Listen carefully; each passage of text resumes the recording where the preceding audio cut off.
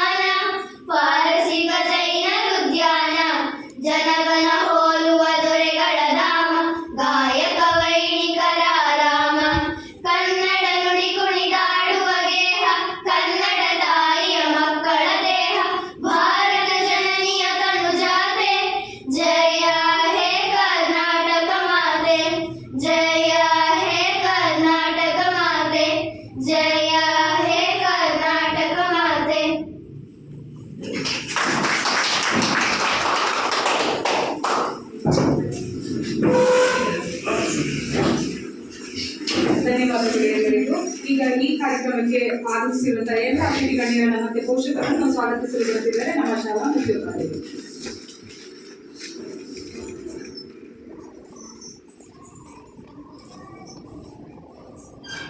2024-25ನೇ ಸಾಲಿನ ಪ್ರಥಮವಾಗಿ ಶಾಲೆಗೆ ಸಮಗ್ರ ಶಿಕ್ಷಣ ಯೋಜನೆಯ ಅಡಿಯಲ್ಲಿ ಸುಮಾರು 100ಕ್ಕೆ 20% ಶಾಲೆಯನ್ನು ಆಯ್ಕೆ ಮಾಡ್ಕೊಂಡಿದ್ದಾರೆ. ಮತ್ತು ಪ್ರಸ್ತಾವಿಕವಾಗಿ ಹೇಳ್ತಾರೆ, ಪ್ರಾಯೋಗಿಕವಾಗಿ 20% ತಗೊಂಡಿದ್ದಾರೆ.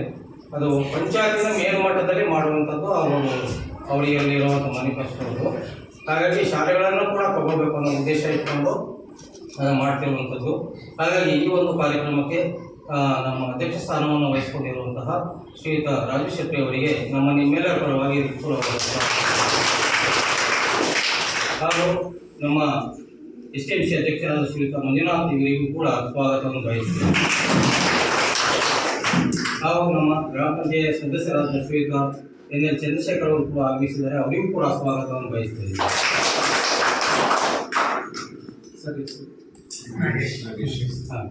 ಶ್ರೀಯುತ ನಾಗೇಶ್ ಸರ್ ಅವರು ಕೂಡ ಈ ಒಂದು ಕಾರ್ಯಕ್ರಮದಲ್ಲಿ ಆಸೀನರಾಗಿದ್ದಾರೆ, ಅವರಿಗೂ ಕೂಡ ಸ್ವಾಗತವನ್ನು ಬಯಸುತ್ತೇವೆ. ನಾವು ಈ ಒಂದು ತಾಲೂಕಿಗೆ ನೋಡಲ್ ಆಗಿ ನಮ್ಮ ಶ್ರೀಯುತ ದೇವೇಂದ್ರಪ್ಪ ಸರ್ ಅವರು ಕೂಡ ಆಗಮಿಸಿದ್ದಾರೆ, ಅವರಿಗೂ ಕೂಡ ಸ್ವಾಗತವನ್ನು ಬಯಸುತ್ತೇವೆ. ನಮ್ಮ STMC ಉಪಾಧ್ಯಕ್ಷರಾದ ಶ್ರೀಮತಿ ಸಾವಿತ್ರಿ ಅವರು ಕೂಡ ಆಸೀನರಾಗಿದ್ದಾರೆ, ಅವರಿಗೂ ಕೂಡ ಸ್ವಾಗತವನ್ನು ಬಯಸುತ್ತೇವೆ. ಹಾಗೂ ನಮ್ಮ ಇಲಾಖೆಯ CRP ಶ್ರೀಯುತ ನಾಗಭೂಷಣ್ ಸರ್ ಅವರು ಕೂಡ ಈ ಒಂದು ಕಾರ್ಯಕ್ರಮಕ್ಕೆ ಆಗಮಿಸಿದ್ದಾರೆ, ಅವರಿಗೂ ಕೂಡ ಸ್ವಾಗತವನ್ನು ಬಯಸುತ್ತೇವೆ. ಹಾಗೂ ನಮ್ಮ ಪೋಷಕ ವರ್ಗದವರಲ್ಲಿ ಹಿರಿಯಾದಂಥ ಶ್ರೀಯುತ ಗುಂಡಣ್ಣ ಅವರು ಕೂಡ ಆಸೀನರಾಗಿದ್ದಾರೆ, ಅವರಿಗೂ ಕೂಡ ಸ್ವಾಗತ. ಹಾಗೂ ನಮ್ಮ ಎಲ್ಲ STMCಯ ನಿರ್ದೇಶಕರು ಹಾಗೂ ಪಾಲಕ ವರ್ಗದವರು ಕೂಡ ಆಗಮಿಸಿದ್ದಾರೆ, ಅವರಿಗೂ ಕೂಡ ಸ್ವಾಗತವನ್ನು ಬಯಸುತ್ತೇವೆ. ಹಾಗೂ ನಮ್ಮ ಎಲ್ಲ ಶಿಕ್ಷಕ ವರ್ಗದವರಿಗೂ ಕೂಡ ಸ್ವಾಗತ ಮಾಡಿ ಅವಕಾಶಕ್ಕೆ ಧನ್ಯವಾದ. ಗ್ರಾಮ ಸಭೆಗೆ ಆಗಮಿಸಿದಂತಹ ಎಲ್ಲ ಅತಿಥಿಗಳಿಗೆಲ್ಲ ಸ್ವಾಗತಿಸುತ್ತಾ ನಿಮಗೂ ಕೂಡ ಸ್ವಾಗತವನ್ನು ಬಯಸುತ್ತಾ ಈಗ ಪ್ರಾಸ್ತಾವಿಕರಿಗೆ ಶ್ರೀ ನಾಗೇಶ್ ಕೇಳಿ ಸಾಮಾಜಿಕ ಪರಿಶೋಧನೆ ತಾಲೂಕು ಕಾರ್ಯಕ್ರಮ ವ್ಯವಸ್ಥಾಪಕರು ಹಾಗೂ ತಾಲೂಕು ಪಂಚಾಯಿತಿ ಹೊಸನಗರ. ಎಲ್ಲರಿಗೂ ನಮಸ್ಕಾರ.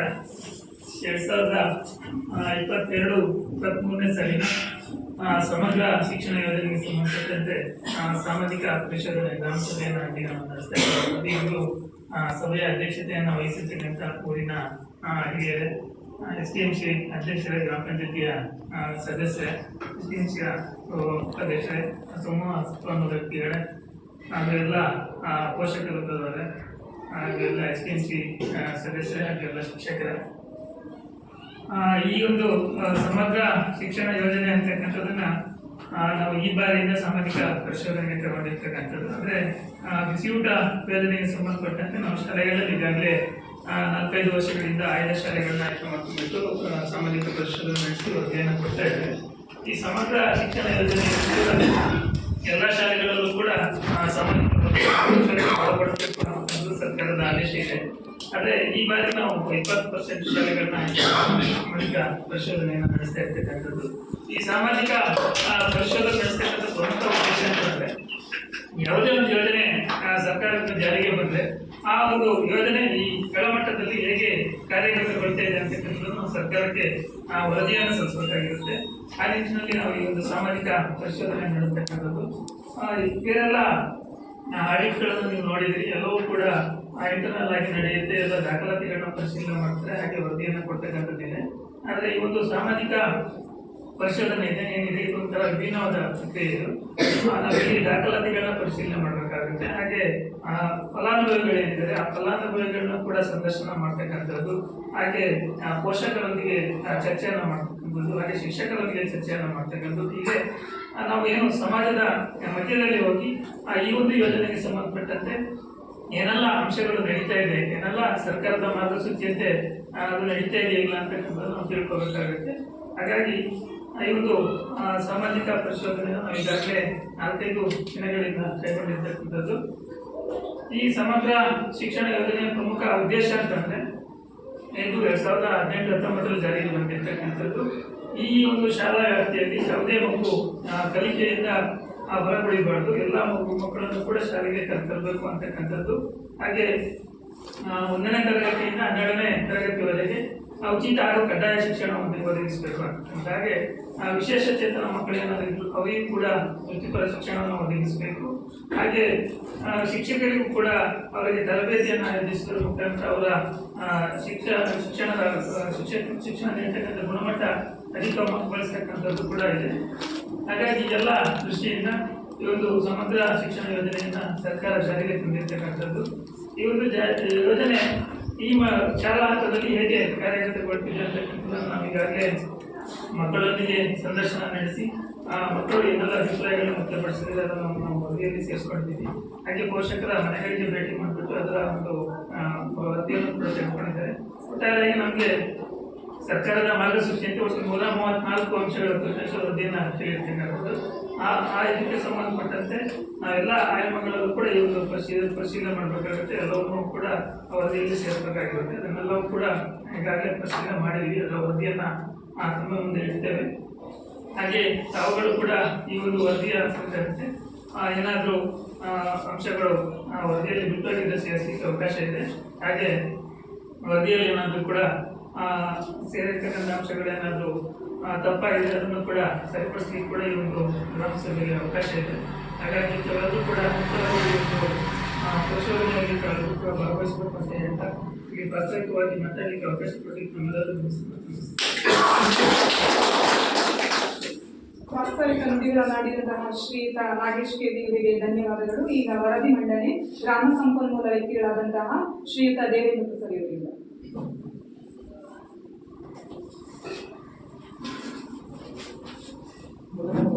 ಎಲ್ಲರಿಗೂ ನಮಸ್ಕಾರ. ಸಮಗ್ರ ಶಿಕ್ಷಣ ಯೋಜನೆ ಎಲ್ಲ ಶಾಲಾ ಹಂತದಲ್ಲೂ ಇರ್ತಕ್ಕಂಥ ಶಿಕ್ಷಣ ಇಲಾಖೆಯ ಒಂದು ಮಹತ್ವಾಕಾಂಕ್ಷಿ ಯೋಜನೆ ಇದು. ಸಮಗ್ರ ಶಿಕ್ಷಣ ಅಂದರೆ ಏನು? ಸಮಗ್ರ ಶಿಕ್ಷಣ ಅಂತ ಹೇಳಿದರೆ ಬರೀ ತರಗತಿಗಳಲ್ಲಿ ಪಾಠ ಪ್ರವಚನಗಳೇ ಮಗುವಿನ ಶಿಕ್ಷಣ ಅಲ್ಲ. ಪಾಠ ಪ್ರವಚನಗಳ ಜೊತೆಗೆ ಪಠ್ಯೇತರವಾಗಿರ್ತಕ್ಕಂಥ ಚಟುವಟಿಕೆಗಳು, ಕ್ರೀಡಾ ಚಟುವಟಿಕೆಗಳಿರ್ಬೋದು, ಪ್ರತಿಭೆಗೆ ಸಂಬಂಧಪಟ್ಟಿರ್ತಕ್ಕಂಥ ಚಟುವಟಿಕೆಗಳಿರ್ಬೋದು, ವೃತ್ತಿ ಜೀವನಕ್ಕೆ ವೃತ್ತಿ ಕೌಶಲ್ಯಕ್ಕೆ ಸಂಬಂಧಪಟ್ಟಿರ್ತಕ್ಕಂಥ ಚಟುವಟಿಕೆಗಳಿರ್ಬೋದು, ವಿಜ್ಞಾನ ಮತ್ತು ತಂತ್ರಜ್ಞಾನಕ್ಕೆ ಸಂಬಂಧಪಟ್ಟಿರ್ತಕ್ಕಂಥ ಚಟುವಟಿಕೆಗಳಿರ್ಬೋದು, ಇತ್ತೀಚಿನ ಡಿಜಿಟಲ್ ಮಾಧ್ಯಮಗಳ ಮೂಲಕ ಮಕ್ಕಳ ಕಲಿಕೆ ಗುಣಮಟ್ಟವನ್ನು ಉತ್ತಮಪಡಿಸ್ತಕ್ಕಂಥ ಕಾರ್ಯಚಟುವಟಿಕೆಗಳು ಇವೆಲ್ಲವೂ ಸಹ ಸಮಗ್ರ ಶಿಕ್ಷಣ ವ್ಯಾಪ್ತಿಗೆ ಬರ್ತದೆ. ಆ ಎಲ್ಲ ಕಲಿಕೆಗಳು ಸರ್ಕಾರಿ ಶಾಲೆಗಳಲ್ಲಿ ಮಗುವಿಗೆ ಆಗಬೇಕು ಅಂತಕ್ಕಂಥದ್ದು ಈ ಯೋಜನೆಯ ಪ್ರಮುಖ ಉದ್ದೇಶ. ಇದಲ್ಲದೆ ಒಂದು ಮಗುವಿಗೆ ಒಂದು ಉತ್ತಮವಾಗಿರ್ತಕ್ಕಂಥ ಗುಣಮಟ್ಟದ ಶಿಕ್ಷಣ ದೊರೆಯಬೇಕಾದ್ರೆ ಇವುಗಳ ಜೊತೆಯಲ್ಲಿ ಒಂದು ಉತ್ತಮವಾಗಿರ್ತಕ್ಕಂಥ ಶಾಲಾ ಪರಿಸರ ಇರಬೇಕು ಅಂತಕ್ಕಂಥದ್ದು ಈ ಯೋಜನೆಯ ಪ್ರಮುಖವಾಗಿರ್ತಕ್ಕಂಥ ಉದ್ದೇಶ. ಉತ್ತಮವಾಗಿರ್ತಕ್ಕಂಥ ಶಾಲಾ ಪರಿಸರ ಅಂದರೆ ಏನು? ಉತ್ತಮವಾಗಿರ್ತಕ್ಕಂಥ ಶಾಲಾ ಪರಿಸರ ಅಂದರೆ ಒಂದು ಉತ್ತಮವಾಗಿರ್ತಕ್ಕಂಥ ಕಟ್ಟಡ. ಆ ಕಟ್ಟಡಗಳು ಉತ್ತಮವಾಗಿರಬೇಕು. ಆ ಕಟ್ಟಡದಲ್ಲಿ ಉತ್ತಮವಾಗಿರ್ತಕ್ಕಂಥ ತರಗತಿ ಕೊಠಡಿಗಳಿರಬೇಕು, ಪಾಠೋಪಕರಣಗಳಿರಬೇಕು, ಪೀಠೋಪಕರಣಗಳಿರಬೇಕು, ಪ್ರಯೋಗಾಲಯ ಇರಬೇಕು, ಕ್ರೀಡಾ ವಸ್ತುಗಳಿರಬೇಕು. ಮಕ್ಕಳ ಚಟುವಟಿಕೆಗಳಿಗೆ ಉತ್ತಮವಾಗಿರ್ತಕ್ಕಂಥ ಕಲಿಕೆಗೆ ಬೇಕಾಗಿರ್ತಕ್ಕಂಥ ಎಲ್ಲ ಅಂಶಗಳನ್ನು ಹೊಂದಿರಬೇಕು ಅಂತಕ್ಕಂಥದ್ದು ಈ ಯೋಜನೆಯ ಪ್ರಮುಖ ಉದ್ದೇಶ. ಹಾಗಾಗಿ ಈ ಸಮಗ್ರ ಶಿಕ್ಷಣ ಯೋಜನೆಯನ್ನು 2018ರಿಂದ ಜಾರಿಗೆ ಎಲ್ಲ ಶಾಲಾ ಹಂತದಲ್ಲಿ ತಂದಿದೆ. ಆ ಶಾಲಾ ಹಂತದಲ್ಲಿ ಈ ಯೋಜನೆ ಯಾವ ರೀತಿ ಅನುಷ್ಠಾನ ಆಗಿದೆ ಅಂತಕ್ಕಂಥದ್ದು ಸರ್ಕಾರಕ್ಕೆ ಮತ್ತು ಮೇಲ್ಮಟ್ಟದಲ್ಲಿ ಶಿಕ್ಷಣದ ನಿಯಮಗಳನ್ನು ರೂಪುರೇಷೆಗಳನ್ನು ತಯಾರು ಮಾಡ್ತಾರಲ್ಲ ಶಿಕ್ಷಣ ತಜ್ಞರಿಗೆ ಯಾವ ರೀತಿ ಎಲ್ಲ ಶಾಲೆಗಳಲ್ಲಿ ಅನುಷ್ಠಾನ ಆಗಿದೆ, ಗುಣಮಟ್ಟದ ಶಿಕ್ಷಣವನ್ನು ನೀಡಲಿಕ್ಕೆ ಇದು ಹೇಗೆ ತನ್ನ ಗುರಿಯನ್ನು ಸಾಧಿಸಿದೆ ಅಂತಕ್ಕಂಥದ್ದು ಬೇಕಾಗಿದೆ. ಹಾಗಾಗಿ ಈ ಸಾಮಾಜಿಕ ಪರಿಶೋಧನೆಯನ್ನು ಈ ವರ್ಷದಿಂದ ಹಮ್ಮಿಕೊಂಡಿದೆ. ಅದರ ಪ್ರಕಾರ ಈ ಸರ್ಕಾರದ ಆದೇಶದ ಪ್ರಕಾರ ಯೋಜನೆಯ ಮಾರ್ಗಸೂಚಿಯ ಪ್ರಕಾರ ಸರ್ಕಾರದ ವೇಳಾಪಟ್ಟಿಯಂತೆ ಏನು ಈ ಯೋಜನೆಯ ಪ್ರಕಾರ 134 ಅಂಶಗಳ ಮಾರ್ಗಸೂಚಿ ಇದೆ. ಅದರ ಪ್ರಕಾರ ಸಾಮಾಜಿಕ ಪರಿಶೋಧನೆಯನ್ನು ಕೈಗೊಳ್ಳಬೇಕು. ಅದರಂತೆ ನಿಮ್ಮ ಶಾಲಾ ವೇಳಾಪಟ್ಟಿಯಂತೆ ನಾವು ಸಾಮಾಜಿಕ ಪರಿಶೋಧನೆಯನ್ನು ಕೈಗೊಂಡಿದ್ದೇವೆ. ಅದರಲ್ಲಿ ಏನೇನು ಅಂಶಗಳು ಕಂಡುಬಂದಿದೆ, ಕೆಲವು ಉತ್ತಮ ಅಂಶಗಳಿರ್ಬೋದು, ಕೆಲವು ನ್ಯೂನತೆಗಳಿರ್ಬೋದು. ಆ ಎಲ್ಲ ಅಂಶಗಳನ್ನು ಈಗ ಸಭೆ ಮುಂದೆ ನಾನು ಮಂಡಿಸ್ತಾ ಇದ್ದೇನೆ. 2022-23 ಈಚೆಗೆ ಈ ಒಂದು ಯೋಜನೆಯಲ್ಲಿ ಕಂಡುಕೊಂಡಿರ್ತಕ್ಕಂಥ ಅನುಷ್ಠಾನವಿರ್ತಕ್ಕಂಥ ಏನೇನು ಕಾರ್ಯಚಟುವಟಿಕೆಗಳಾಗಿದೆ, ಮಕ್ಕಳ ಗುಣಮಟ್ಟದ ಶಿಕ್ಷಣಕ್ಕೆ ಯಾವ ರೀತಿಯ ಅಂಶಗಳು ಸಹಕಾರಿಯಾಗಿದೆ ಅಂತಕ್ಕಂಥದ್ದು. ಇದರಲ್ಲಿ 22-23 ಸಾಲಿನಲ್ಲಿ ಈ ಒಂದು ಶಾಲೆಯಲ್ಲಿ 44 ಮಕ್ಕಳು ಕಲಿಕೆಯನ್ನು ಮಾಡ್ತಾಯಿದ್ರು. 23-24 ಸಾಲಿನಲ್ಲಿ 46 ಮಕ್ಕಳು ಕಲಿಕೆಯನ್ನು ಮಾಡ್ತಾಯಿದ್ರು. ಈ ಸಾಲಿನಲ್ಲಿ 24-25 ಸಾಲಿನಲ್ಲಿ ಒಟ್ಟು 43 ಮಕ್ಕಳು ಕಲಿಕೆಯನ್ನು ಮಾಡ್ತಾ ಇದ್ದಾರೆ. ಆಮೇಲೆ ಈ ಯೋಜನೆಗೆ ಸಂಬಂಧಪಟ್ಟಂತೆ ಕೆಲವೊಂದು ಅನುದಾನಗಳನ್ನು ಇಲಾಖೆಯಿಂದ ಬರ್ತದೆ. ಆ ಅನುದಾನಗಳನ್ನು ಹೇಗೆ ಬಳಕೆ ಮಾಡಿಕೊಂಡಿದ್ದಾರೆ ಅಂತಕ್ಕಂಥದ್ದನ್ನು ಈಗ 2022-23 ಸಾಲಿನಲ್ಲಿ ಒಟ್ಟು 64,565 ರೂಪಾಯಿ ಅನುದಾನ ಈ ಶಾಲೆಗೆ ಬಂದಿದೆ. ಅದರಲ್ಲಿ ಕುಡಿಯುವ ನೀರು ಮತ್ತು ಸ್ವಚ್ಛತೆಗೆ, ಆಮೇಲೆ ಸೂರು ಮತ್ತು ಸಾಕ್ಸ್ ಅನುದಾನ ಇವುಗಳೆಲ್ಲ ಖರ್ಚು ವೆಚ್ಚವನ್ನು ನಿರ್ವಹಿಸಿ ಒಟ್ಟು 44,845 ರೂಪಾಯಿನ ಖರ್ಚು ವೆಚ್ಚವನ್ನು ನಿರ್ವಹಣೆ ಮಾಡಲಾಗಿದೆ 2022-23 ಸಾಲಿನಲ್ಲಿ. ಆ ಸಾಲಿನಲ್ಲಿ ಜಮಾ ಆಗಿರ್ತಕ್ಕಂಥದ್ದು ಮತ್ತು ಖರ್ಚು ವೆಚ್ಚಗಳ ಉಳಿಕೆ ಹಣ 19,720 ರೂಪಾಯಿ ಉಳಿಕೆಯಾಗಿದೆ. ಅದು ಮುಂದಿನ ಸಾಲಿಗೆ ಆ ಹಣವನ್ನು ಬಳಕೆ ಮಾಡಲಾಗ್ತದೆ. ಯೋಜನೆಯ ಮಾರ್ಗಸೂಚಿ ಪ್ರಕಾರ 134 ಅಂಶಗಳನ್ನು ಸಾಮಾಜಿಕ ಪರಿಶೋಧನೆಗೆ ಒಳಪಡಿಸಬೇಕಾಗ್ತದೆ. ಅದರಲ್ಲಿ ಏನೇನು ಅಂಶಗಳು ಕಂಡುಬಂದಿದೆ ಅಂತಕ್ಕಂಥದ್ದನ್ನು ಮೊದಲು ಮಕ್ಕಳು ಪಠ್ಯಪುಸ್ತಕವನ್ನು ಪಡೆದಿದ್ದಾರೆಯೇ? ಪಠ್ಯಪುಸ್ತಕ ಸರ್ಕಾರ ಉಚಿತವಾಗಿ ಕೊಡ್ತಕ್ಕಂಥದ್ದು. ಅದರ ಪ್ರಕಾರ ಶೈಕ್ಷಣಿಕ ವರ್ಷ ಪ್ರಾರಂಭ ಆಗಬೇಕಾದ್ರೆ ಎಲ್ಲ ಮಕ್ಕಳಿಗೂ ಯಾವುದೇ ತಾರತಮ್ಯ ಇಲ್ಲದೆ ಭೇದ ಭಾವವಿಲ್ಲದೆ ಮಕ್ಕಳಿಗೆ ಪಠ್ಯಪುಸ್ತಕ ದೊರೆಯಬೇಕು ಅಂತಕ್ಕಂಥದ್ದು ಸರ್ಕಾರದ ಉದ್ದೇಶ. ಇಲ್ಲಿ ನಾವು ನೋಡಿದಾಗ ಪಠ್ಯಪುಸ್ತಕಗಳು ಅದಕ್ಕೆ ದಾಖಲಾತಿ ನಿರ್ವಹಣೆ ಆಗಿದೆ. ಅದರಲ್ಲಿ ಎಲ್ಲ ಮಕ್ಕಳಿಗೆ ತಲುಪಿದೆ. ಅದರಲ್ಲಿ 2ನೇ ತರಗತಿಯ 9 ಮಕ್ಕಳಿಗೆ ಈ ಒಂದು 2ನೇ ಸೆಮಿಸ್ಟರ್ನ ಇಂಗ್ಲೀಷ್ ಭಾಗ ಪಾರ್ಟ್ 2 ಸಿಕ್ಕಿಲ್ಲ. ಏಕೆಂತಂದರೆ ಯಾವುದೇ ಮಗುವಿಗೆ ತಾರತಮ್ಯ ಮಾಡುವಾಗಿಲ್ಲ. ಎಲ್ಲ ಮಗುವಿಗೂ ಪಠ್ಯಪುಸ್ತಕ ದೊರೆಯಬೇಕಾಗ್ತದೆ. ಆ ಪಠ್ಯಪುಸ್ತಕ ಏನಾದರೂ ಸಿಕ್ಕಿಲ್ಲ ಅಂತ ಹೇಳಿದ್ರೆ ಆ ಮಗು ಕಲಿಕೆಯಲ್ಲಿ ಹಿಂದೆ ಬೀಳ್ತದೆ ಅಂತಕ್ಕಂಥದ್ದು ಸರ್ಕಾರದ ಉದ್ದೇಶವನ್ನು ಶಾಲೆ ಈಡೇರಿಸಬೇಕಾಗ್ತದೆ. ಮಕ್ಕಳು ಅಭ್ಯಾಸ ಪುಸ್ತಕಗಳನ್ನು ಪಡೆದಿದ್ದಾರೆ, ಎಲ್ಲ ಮಕ್ಕಳು ಪಡೆದಿದ್ದಾರೆ. ಮಕ್ಕಳು ಸಮವಸ್ತ್ರವನ್ನು ಪಡೆದಿದ್ದಾರೆ. ಇದನ್ನು ಸಹ ಉಚಿತವಾಗಿ ನೀಡ್ತಕ್ಕಂಥದ್ದು ಸರ್ಕಾರದ ವತಿಯಿಂದ. ಎಲ್ಲ ಮಕ್ಕಳಿಗೂ ತಾರತಮ್ಯತೆ ಕೊಡಬೇಕಾಗ್ತದೆ. ಅದನ್ನು ನಾವು ನೋಡಿದಾಗ ದಾಖಲೆ ನಿರ್ವಹಣೆ ಆಗಿದೆ, ಎಲ್ಲ ಮಕ್ಕಳಿಗೆ ಸಮವಸ್ತ್ರ ದೊರೆತಿದೆ. ಆಮೇಲೆ ಮಕ್ಕಳು ವಿದ್ಯಾರ್ಥಿ ವೇತನವನ್ನು ಪಡೆದಿದ್ದಾರೆಯೇ, ಇದೊಂದು ವ್ಯವಸ್ಥೆ ಇದೆ ಸ್ಕಾಲರ್ಶಿಪ್ ಕೊಡ್ತಕ್ಕಂಥದ್ದು. ಇಲ್ಲಿ ನಾವು ನೋಡಿದಾಗ ಯಾವುದೇ ಮಗುವಿಗೆ ವಿದ್ಯಾರ್ಥಿ ವೇತನ ಸಿಕ್ಕಿಲ್ಲ. ನಾವು ದಾಖಲೆ ನಿರ್ವಹಣೆ ನೋಡಿದ್ವಿ, ವಿದ್ಯಾರ್ಥಿ ವೇತನ ಬಂದಿಲ್ಲ. ನಾವು ಮಕ್ಕಳಲ್ಲಿ ಪೋಷಕರಲ್ಲಿ ಕೇಳಿದ್ವಿ, ವಿದ್ಯಾರ್ಥಿ ವೇತನ ಬಂದಿಲ್ಲ ಅಂತ ಹೇಳಿದರು. ನಿಯಮಾನುಸಾರ ಅರ್ಹ ವಿದ್ಯಾರ್ಥಿಗಳಿಗೆ ಸಾರಿಗೆ ವ್ಯವಸ್ಥೆಯನ್ನು ನೀಡಲಾಗಿದೆ. ಅಂದರೆ ಸ್ವಲ್ಪ ದೂರದಿಂದ, ಬಹಳ ದೂರದಿಂದ ಬರ್ತಕ್ಕಂಥ ಕಚ್ಚಾ ದಾರಿಯಲ್ಲಿ ಹೊಳೆಯಾಳಗಳನ್ನು ದಾಟಿ, ಕಾಲುಸಂಖ್ಯೆಗಳನ್ನು ದಾಟಿ ಬರ್ತಕ್ಕಂಥ ಮಕ್ಕಳಿಗೆ ಸರ್ಕಾರ ವರ್ಷಕ್ಕೆ 6,000 ರೂಪಾಯಿ ಸಾರಿಗೆ ಭತ್ಯೆಯನ್ನು ಕೊಡ್ತಕ್ಕಂಥ ಒಂದು ವ್ಯವಸ್ಥೆ ಇದೆ. ಶಾಲೆ ಪ್ರಸ್ತಾವನೆ ಕಳಿಸಿದಾಗ ಆ ಪ್ರಸ್ತಾವನೆಯನ್ನು ಪರಿಗಣಿಸಿ ಇಲಾಖೆ ಕೆಲವೊಂದು ಮಕ್ಕಳಿಗೆ ಆಯ್ಕೆ ಮಾಡಿ ಸಾರಿಗೆ ಭತ್ಯೆಯನ್ನು ಕೊಡ್ತದೆ. ಇಲ್ಲಿ ಯಾವುದೇ ಮಗುವಿಗೆ ಸಾರಿಗೆ ಭತ್ಯೆ ಬಂದಿಲ್ಲ ಇದುವರೆಗೆ. ಆದರೆ ನಾವು ಶಿಕ್ಷಕರನ್ನು ಮತ್ತು ಮಕ್ಕಳನ್ನು ಮತ್ತು ಪೋಷಕರನ್ನ ಕೇಳಿದಾಗ ಕಿರಿಯ ಪ್ರಾಥಮಿಕ ಶಾಲೆ ಭಾಳ ದೂರದಿಂದ ಬರ್ತಾ ಇದ್ದಾರೆ, ಕಚ್ಚಾ ದಾರಿಯಲ್ಲಿ ಬರ್ತಾ ಇದ್ದಾರೆ. ಹಿರಿಯ ಪ್ರಾಥಮಿಕ ಶಾಲೆಯ 4 ಮಕ್ಕಳು ಭಾಳ ದೂರದಿಂದ ಬರ್ತಾರೆ, ಇವರಿಗೆ ಸಾರಿಗೆ ಭತ್ಯೆಯ ಅವಶ್ಯಕತೆ ಇದೆ ಅಂತಕ್ಕಂಥ ಅಭಿಪ್ರಾಯ ವ್ಯಕ್ತವಾಗಿದೆ. ಸಾಕಷ್ಟು ಶಿಕ್ಷಕರು ಕಿರಿಯ ಪ್ರಾಥಮಿಕ ಶಾಲೆಯಲ್ಲಿ ಇದ್ದಾರೆಯೇ? 30 ಮಕ್ಕಳಿಗೆ ಒಬ್ಬ ಶಿಕ್ಷಕರು ಅಂತಕ್ಕಂಥದ್ದು ಶಿಕ್ಷಣ ಇಲಾಖೆ ನಿಯಮ ಇದ್ದಾರೆ ಅಂತಕ್ಕಂಥದ್ದನ್ನು ನಾವು ನೋಡಿದಾಗ ಇಲ್ಲಿ ಕಿರಿಯ ಪ್ರಾಥಮಿಕ ಶಾಲೆಯಲ್ಲಿ 33 ಮಕ್ಕಳಿದ್ದಾರೆ. ಅದರ ಪ್ರಕಾರ ಒಬ್ಬ ಶಿಕ್ಷಕರು ಮಾತ್ರ, ಶಿಕ್ಷಣ ಇಲಾಖೆ ನಿಯಮದ ಪ್ರಕಾರ ಒಬ್ಬ ಶಿಕ್ಷಕರಿದ್ದಾರೆ, 1 ಶಿಕ್ಷಕರು ಕೊರತೆ ಇದೆ. ಕನಿಷ್ಠ ಪಕ್ಷ 3 ಶಿಕ್ಷಕರು ಹಿರಿಯ ಪ್ರಾಥಮಿಕ ಶಾಲೆಯಲ್ಲಿ ಇದ್ದಾರೆಯೇ? ಯೋಜನೆಯ ಮಾರ್ಗಸೂಚಿ ಪ್ರಕಾರ 3 ಶಿಕ್ಷಕರು ಹಿರಿಯ ಪ್ರಾಥಮಿಕ ಶಾಲೆಯಲ್ಲಿ ಇರಬೇಕು. ಇಲ್ಲಿ 10 ಮಕ್ಕಳಿದ್ದಾರೆ, 2 ಶಿಕ್ಷಕರು ಹಿರಿಯ ಪ್ರಾಥಮಿಕ ಶಾಲೆಯಲ್ಲಿದ್ದಾರೆ, 1 ಶಿಕ್ಷಕರು ಕೊರತೆ ಇದೆ. ಕಲಾ ಶಿಕ್ಷಣಕ್ಕೆ ಶಿಕ್ಷಕರಿದ್ದಾರೆಯೇ? ಇಲ್ಲ. ಆರೋಗ್ಯ ಮತ್ತು ದೈಹಿಕ ಶಿಕ್ಷಣಕ್ಕೆ ಶಿಕ್ಷಕರಿದ್ದಾರೆಯೇ? ಇಲ್ಲ. ವೃತ್ತಿ ಶಿಕ್ಷಣಕ್ಕೆ ಶಿಕ್ಷಕರು ಇಲ್ಲ. ಪೂರ್ಣಾವಧಿಯ ಮುಖ್ಯ ಶಿಕ್ಷಕರನ್ನ ಕಿರಿಯ ಪ್ರಾಥಮಿಕ ಶಾಲೆಯಲ್ಲಿ ಹೊಂದಿದ್ದಾರೆಯೇ? ಪೂರ್ಣಾವಧಿ ಮುಖ್ಯ ಶಿಕ್ಷಕರು ಇಲ್ಲ. ಕಿರಿಯ ಪ್ರಾಥಮಿಕ ಶಾಲೆಯಲ್ಲಿ ಕನಿಷ್ಠ ಪಕ್ಷ 200 ಕೆಲಸದ ದಿನಗಳನ್ನು ನಿರ್ವಹಣೆ ಮಾಡಬೇಕು, ಇದು ಶಿಕ್ಷಣ ಇಲಾಖೆ ನಿಯಮ. ಹಿರಿಯ ಪ್ರಾಥಮಿಕ ಶಾಲೆಯಲ್ಲಿ ಕನಿಷ್ಠ ಪಕ್ಷ 1 ಶೈಕ್ಷಣಿಕ ವರ್ಷದಲ್ಲಿ 220 ಕೆಲಸದ ದಿನಗಳನ್ನು ನಿರ್ವಹಣೆ ಮಾಡಬೇಕು, ಕಡ್ಡಾಯವಾಗಿರ್ತಕ್ಕಂಥ ನಿಯಮ.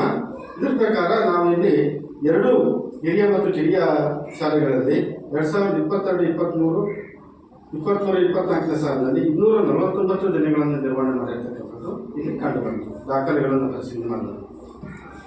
ಸದರಿ ಸಾಲಿನ ಹಿಂದಿನ ಮಾಹಿತಿಗಳಲ್ಲಿ ವಿದ್ಯಾರ್ಥಿಗಳ ಸರಾಸರಿ ಹಾಜರಾತಿ 80% ಮತ್ತು ಅದಕ್ಕಿಂತ ಹೆಚ್ಚಿದೆಯೇ?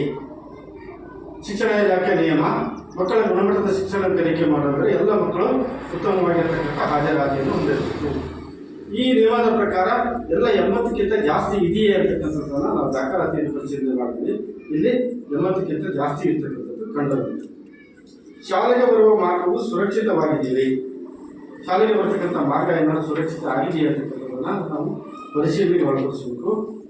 ಇಲ್ಲಿ 7ನೇ ತರಗತಿ 2 ಮಕ್ಕಳು ಬಹಳ ದೂರದಿಂದ ಬರ್ತಕ್ಕಂಥ ಮಾರ್ಗ ಸುರಕ್ಷಿತವಾಗಿಲ್ಲ ಅಂತಕ್ಕಂಥ ಅಭಿಪ್ರಾಯ ಬಂತು. ಆಮೇಲೆ ಮಕ್ಕಳು ಅವರ ವಯಸ್ಸಿನ ಅನುಗುಣವಾಗಿ ತರಗತಿಗಳಿಗೆ ದಾಖಲಾತಿ ಮಾಡಿಕೊಳ್ಳಲಾಗಿದೆಯೇ? ಒಂದು ಶಿಕ್ಷಣ ಇಲಾಖೆ ನಿಯಮ, ಇದು ಸರ್ಕಾರದ ನಿಯಮ. 5 ವರ್ಷ 6 ತಿಂಗಳು 8 ತಿಂಗಳು 6 ವರ್ಷನೂ ಒಂದು ನಿಯಮ ಮಾಡಿರ್ತದೆ. ಅದರ ಪ್ರಕಾರ ಶಾಲೆ ದಾಖಲಾತಿ ಮಾಡಿಕೊಳ್ಬೇಕಾಗ್ತದೆ. ಅದರ ಪ್ರಕಾರವೇ ದಾಖಲಾತಿ ಮಾಡಿಕೊಂಡಿರ್ತಕ್ಕಂಥದ್ದು ದಾಖಲಾತಿ ಮೂಲಕ ಇಲ್ಲಿ ಕಂಡುಬಂತು. ಮಕ್ಕಳನ್ನ ಆಮೇಲೆ ಸೂಕ್ತ ದಾಖಲೆಗಳಿಲ್ಲದ ಕಾರಣ ಶಾಲಾ ದಾಖಲಾತಿಯನ್ನು ನಿರಾಕರಿಸಲಾಗಿದೆ. ಶಾಲೆಗೆ ಮಗುವೇನಾದ್ರು ದಾಖಲಾತಿಗೆ ಬಂದಾಗ ಯಾವುದೇ ದಾಖಲಾತಿ ಇಲ್ಲ ಅಂತೇಳಿ ಶಾಲೆ ದಾಖಲಾತಿಯನ್ನು ಆ ಮಗುವನ್ನು ನಿರಾಕರಿಸುವಂತಿಲ್ಲ. ಯಾವುದಾದ್ರೂ ಕನಿಷ್ಠ 1 ದಾಖಲಾತಿಯನ್ನಾದರೂ ಪಡೆದು ಶಾಲೆ ಆ ಮಗುವನ್ನು ದಾಖಲಾತಿ ಮಾಡಿಕೊಳ್ಬೇಕಾಗ್ತದೆ. ಆ ರೀತಿ ಆಗಿರ್ತಕ್ಕಂಥ ಯಾವುದೇ ಇಲ್ಲ, ಎಲ್ಲ ಮಗುವನ್ನು ನಾವು ದಾಖಲಾತಿ ಮಾಡಿಕೊಂಡಿದ್ದೇವೆ ಅಂತಕ್ಕಂಥದ್ದು ಅಭಿಪ್ರಾಯ ವ್ಯಕ್ತವಾಯಿತು. ಹೆಚ್ಚಿನ ಮಕ್ಕಳು ಶಾಲೆಯಿಂದ ಹೊರಗಿದ್ದಾರೆಯೇ? ಯಾವುದೇ ಮಗು ಕಲಿಕೆಯಿಂದ ಹೊರಗಿದೆಯೇ ಈ ಶಾಲಾ ಪರಿಸರದಲ್ಲಿ ಅಂತಕ್ಕಂಥದ್ದನ್ನು ನೋಡಿದ್ರೆ ಅದು ಇಲ್ಲ. ಶಾಲೆಗೆ ದಾಖಲಾದ ನಂತರ ಹೊರಗುಳಿದ ಮಕ್ಕಳ ಸಂಖ್ಯೆ ಏನಾದರೂ ಇದೆಯೇ ಈ ಶಾಲಾ ಪರಿಸರದಲ್ಲಿ? ಆ ರೀತಿಯಾಗಿರ್ತಕ್ಕಂಥ ಮಗು ಇಲ್ಲ. ಮಕ್ಕಳನ್ನು ಹೊರಹಾಕಿರುವ ಸಂಖ್ಯೆ ಇಲ್ಲ. ದುರ್ಬಲ ವರ್ಗದ ಮಕ್ಕಳಿಗೆ ತಾರತಮ್ಯವನ್ನು ಮಾಡಲಾಗ್ತಿದೆಯೇ? ಆ ರೀತಿಯಾಗಿರ್ತಕ್ಕಂಥದ್ದು ಏನಾದರೂ ಶಾಲೆಯಲ್ಲಿ ನಡೀತಾ ಇದೆಯೇ ಅಂತಕ್ಕಂಥದ್ದನ್ನು ಆ ರೀತಿಯಾಗಿರ್ತಕ್ಕಂಥದ್ದು ಇಲ್ಲ ಅಂತ ಅಭಿಪ್ರಾಯ ಬಂತು. ಆಮೇಲೆ ಮಕ್ಕಳಿಗೆ ದೈಹಿಕ ಶಿಕ್ಷೆಯನ್ನು ನೀಡಲಾಗ್ತಿದೆಯೇ? ಈ ರೀತಿಯಾಗಿರ್ತಕ್ಕಂಥ ಶಿಕ್ಷಣ ಇಲಾಖೆ ನಿಯಮ ಇದೆ, ದೈಹಿಕ ಶಿಕ್ಷೆಯನ್ನು ನೀಡುವಾಗಿಲ್ಲ. ಮಕ್ಕಳನ್ನು ಮನವೊಲಿಸಿ ಶಿಕ್ಷಕರು ಪಾಠ ಕರ್ತವ್ಯವನ್ನು ನಿರ್ವಹಣೆ ಮಾಡಬೇಕು ಅಂತಕ್ಕಂಥದ್ದು ಆ ರೀತಿಯಾಗಿರ್ತಕ್ಕಂಥದ್ದು ಇಲ್ಲ ಅಂತಕ್ಕಂಥ ಅಭಿಪ್ರಾಯ ಬಂತು. ಮಕ್ಕಳನ್ನು ಮಾನಸಿಕ ಕಿರುಕುಳಕ್ಕೆ ಒಳಪಡಿಸಲಾಗ್ತದೆಯೇ? ಯಾವುದೇ ಮಾನಸಿಕ ಕಿರುಕುಳಕ್ಕೆ ಮಗುವನ್ನ ಒಳಪಡಿಸುವಂತಿಲ್ಲ, ಆ ರೀತಿಯಾಗಿರ್ತಕ್ಕಂಥದ್ದಿಲ್ಲ. ಮಕ್ಕಳನ್ನು ಲೈಂಗಿಕ ಕಿರುಕುಳಕ್ಕೆ ಒಳಪಡಿಸಲಾಗ್ತದೆಯೇ? ಈ ರೀತಿಯಾಗಿರ್ತಕ್ಕಂಥ ಪ್ರಕರಣಗಳು ಆಗಿರ್ತಕ್ಕಂಥದ್ದು ನಾವು ಮಾಧ್ಯಮಗಳ ಮೂಲಕ, ಪತ್ರಿಕೆಗಳ ಮೂಲಕ ನಾವು ನೋಡಿದ್ದೇವೆ.